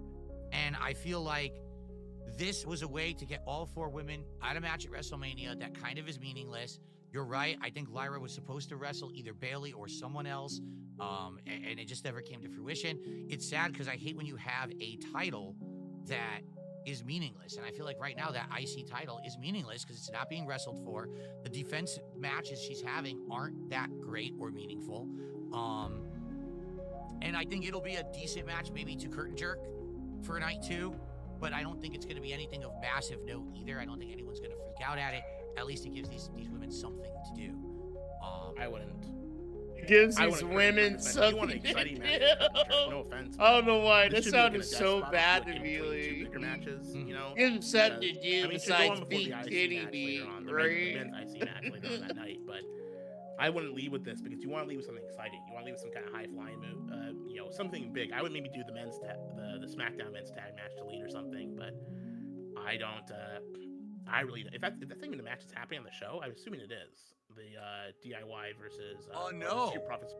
No, it's actually, I believe it's going to be pre-show because I went through and it was not listed as part of the main matches. Majestic Toaster. Phil saw his numbers and checked out. It's gonna be on SmackDown. I heard that. It's gonna be on SmackDown tomorrow. It got demoted, right? Hold on, bro. Stop. I just stopped laughing about that, but yeah, our boy Phil's done, dude. You don't give a fucking word. But I would do another fuck match. these retards aren't giving me, buddy. Start the show off. You don't want Fuck to be this exciting shit. like that one. This shit's killing me. Women's tag match as being that exciting. No, I agree with you. It's just a kind of a. Hey, look, old fat homie, bro. He look like he getting tired just talking, bro. Like, he looked like he need a glass of water in 5 minutes, bro, just to catch his breath. Match to have He running out. So, Shit. So, by the way, while we were talking about that match, 25 subs just got dumped on Kick from OP360 Tom. Thank you so much, OP360 Tom. In addition to that, this is Hard why Nose you shut the fuck up about also his buddy, gifted a sub. So that's another one. And then I just got a tip I want to shout out as well. This means we did hit our goal. This means we will be opening a pack of cards. We'll do that at the end of the show. That way we can get through this this card, because we have like 3 or 4 more matches. That's what we get. Here. Damn it. That's a new rule. No more talking about the money. I swear to God, if you don't have like some kind of wood next to you, no talking about the money no more. Every time we talk about the money, bro, the money just comes. Fuck, dude. Slayer did a $2 tip. He says, fun fact, last year WrestleMania ended the longest Shut up about the money. Forever. Or excuse me, the longest reigning titles. The Intercontinental title, the World Heavyweight title, and the WWE Champion all lost at last year's WrestleMania. As for the tag team gauntlets, they did the same push for the first tag team lasting until the end this week in NXT for Hank and Tank. See, I don't watch NXT, so I don't know anything about that. I don't even know who the hell Hank and Tank are. Also, the winner of the Fatal 4-Way tag match at NXT Stand and Deliver will challenge the WWE Women's Tag title next week on NXT. So there's going to be a Fatal 4-Way on NXT, and the winner faces the actual Raw Women's Tag Champs. That's confusing as hell. That's really confusing. It's confusing. So previously there was NXT Women's Tag Champions and the main roster Women's Tag Team Champions. But a couple years ago, they unified the titles, right? So they are now just one championship that goes back and forth, and sometimes they're on NXT, sometimes they're on the main roster. So sometimes the Women's Tag Team Champions will just not be on main TV for a month at a time because they're held by someone in NXT. And that's why these titles are like worthless. They mean nothing because they don't even like appear on. You don't even know where to watch for them. Wow. You know, it's like it's a real disaster. They need to get rid of them, I think, but you can't. I mean, they need to do something. Maybe it might be better if they split them again. I think at this point, I mean, it would be better if the NXT women and the Raw. There shouldn't be a championship that's shared between all 3 brands. That's just ridiculous. That is confusing and ridiculous. I don't think that's a good idea at all. I had no clue about that. No wonder. I don't even know about half the time when they're talking about stuff on NXT. It's like it affects you'll have a Raw star on NXT. Like, what? Why? I guess they've been doing this for a while. Okay. AJ Styles versus Logan Paul. I mean, this in my opinion, in a nutshell, this match, I want to see the match. I want to see AJ Styles and Logan Paul wrestle, and here's why. It's purely scientific for me, because I haven't really seen Logan Paul do that much. I've seen him in a couple of matches. Right. I thought he was decent, but everyone keeps telling me Logan Paul is like the ultimate case of someone who's not a wrestler but crosses over and has become a good wrestler. But I haven't seen it. I've only been watching since January. I saw him in the Rumble. I thought he was decent. I saw like 1 or 2 matches. I thought he was decent. I want to see him actually go up against someone like AJ Styles, because if they are actually both really good, I know AJ Styles is good. I think this could be like a barn burner of a match to see these guys go at it. The plot between these two is, like, in my opinion, non-existent. It was slapped together. The storyline is just stupid. I can't even get through the segments when when they're doing them.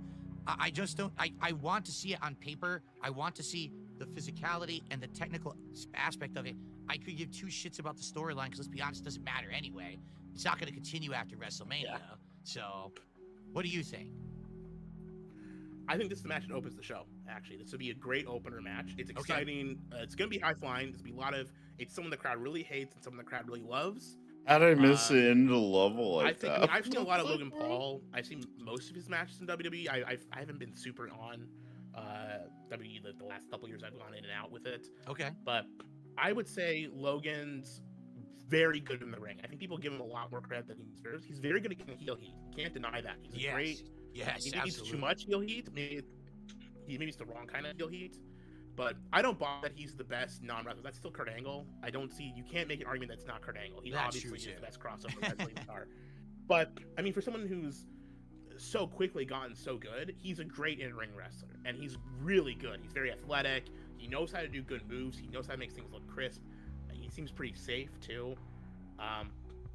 if I'm picking who wins this match, I'm gonna pick Logan Paul. I think AJ's probably on his way out of WWE. Personally, I think he's either retiring or maybe gonna do one last run in AEW or maybe go back to New Japan or something.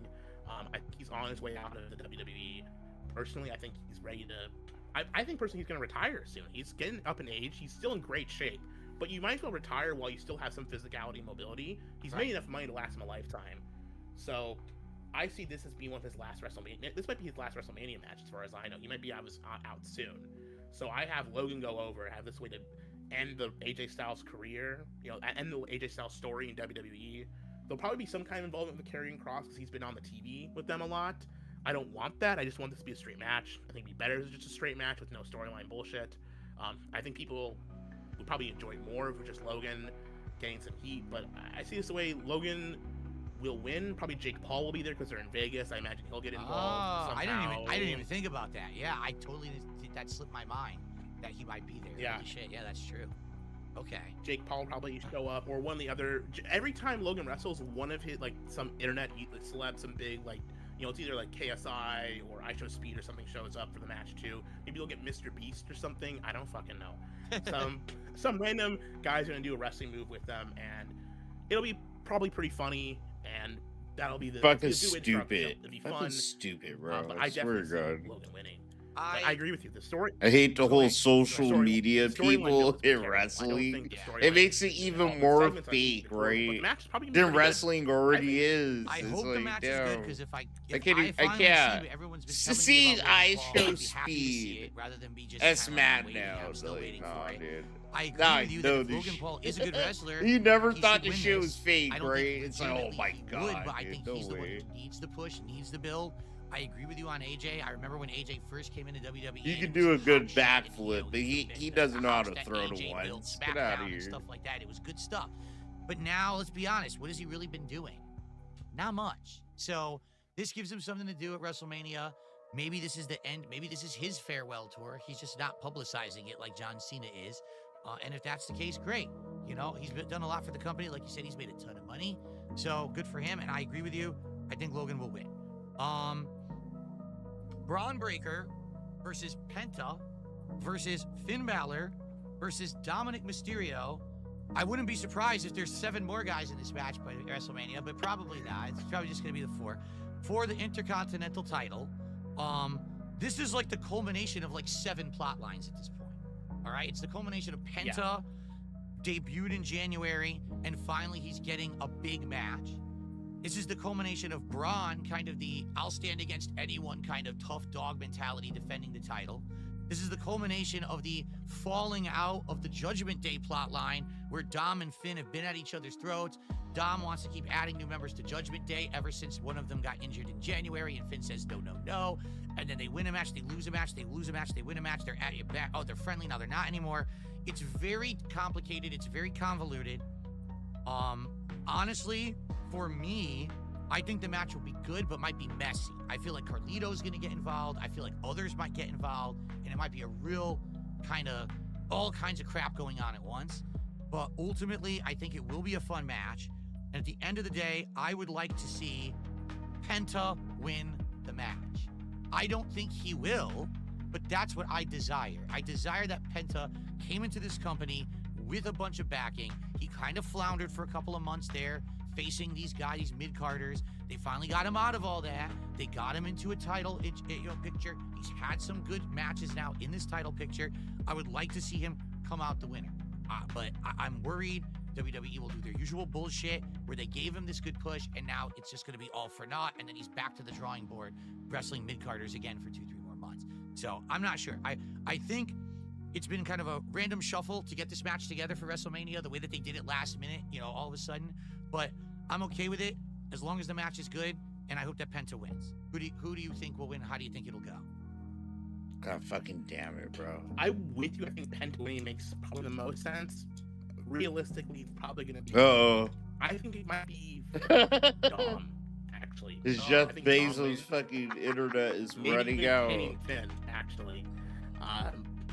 Storyline, it makes the most sense, right? I mean, if you think about what would happen, the best thing that would happen on the storyline with this, that makes the most sense. I like Dom as a heel. I like Dom as getting the heel heat. I don't like Dom as a champion. I think he's the great heel that will go out there and always get people against him so he can control plot lines, he can be the focus.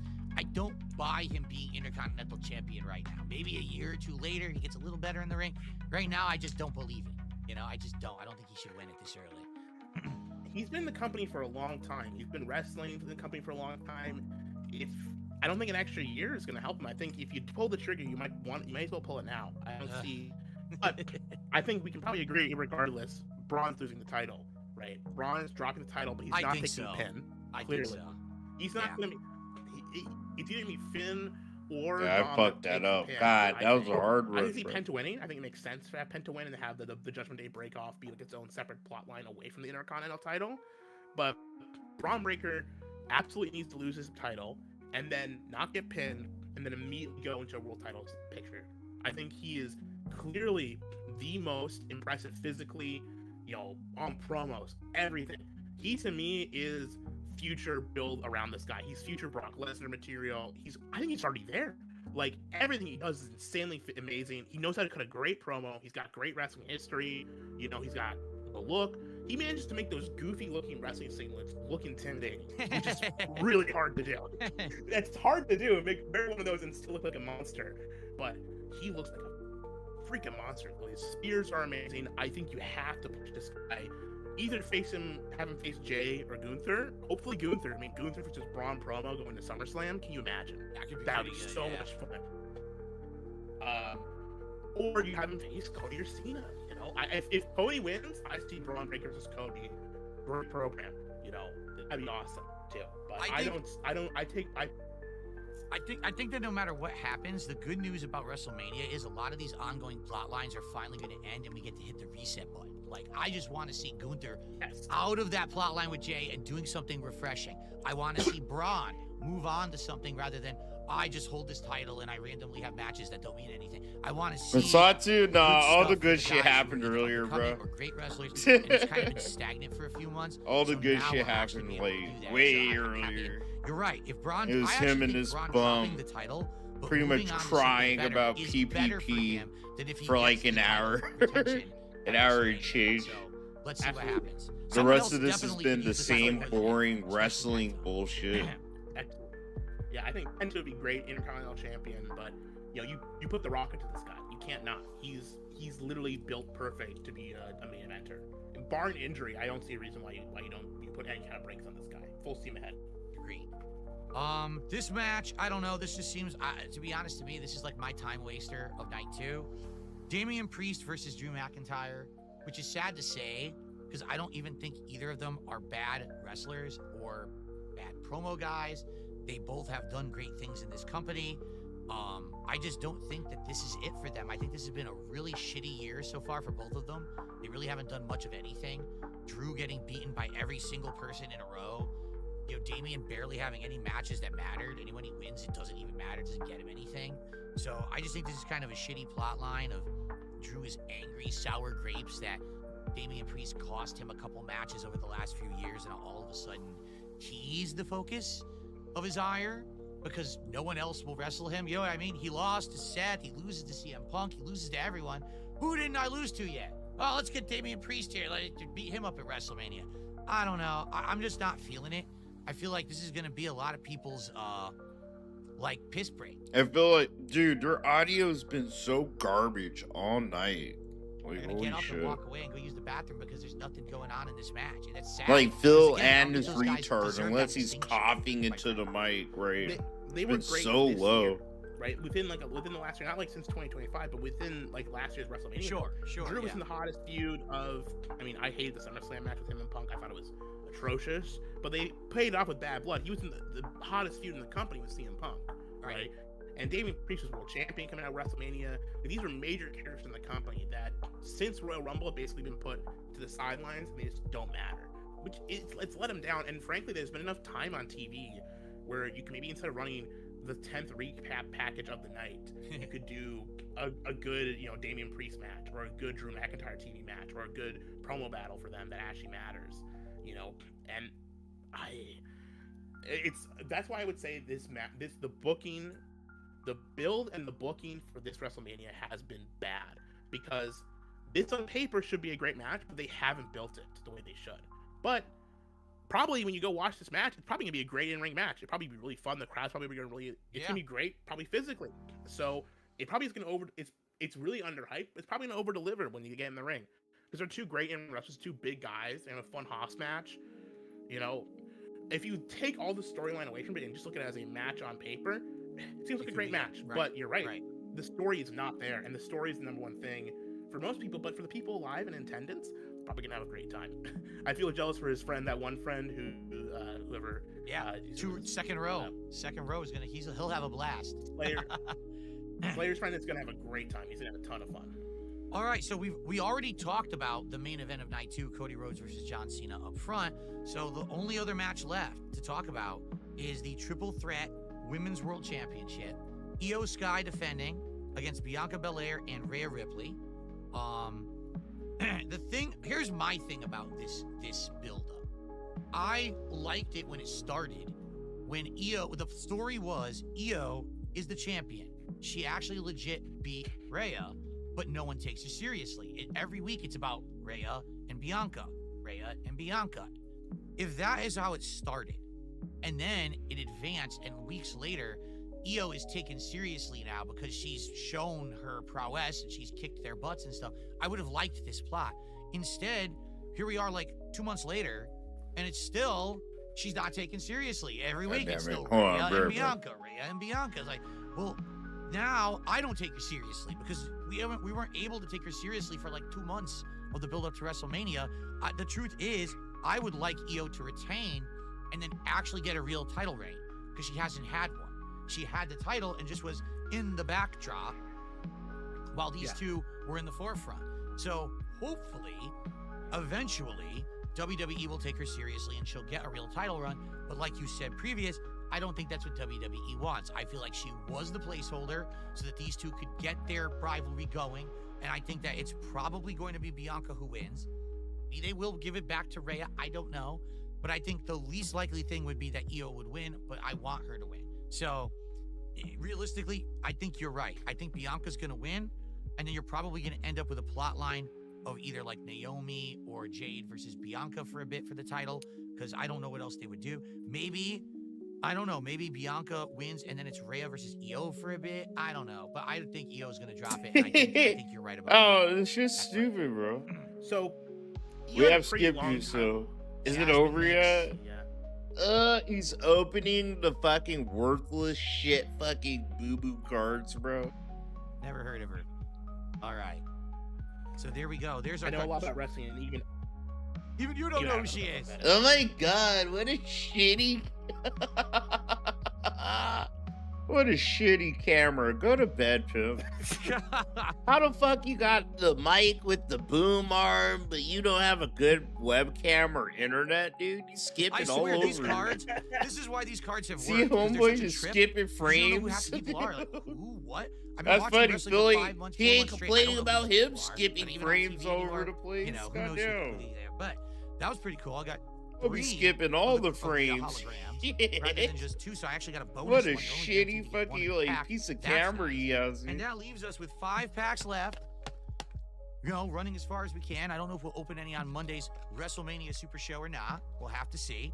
But that's cool, because I'm not spending more than $70 on those, that's for sure. Maybe we will get a rare autograph card in one of those final 5 packs. But, all right, folks, that is it for Smart Guys episode 13, the pre-WrestleMania 41 build-up. I hope that you've enjoyed it. Again, Gahul, I would like to thank you. I did not enjoy it, bro. Tonight. You have any final words for our audience here? I did not enjoy this. I love the whole chat.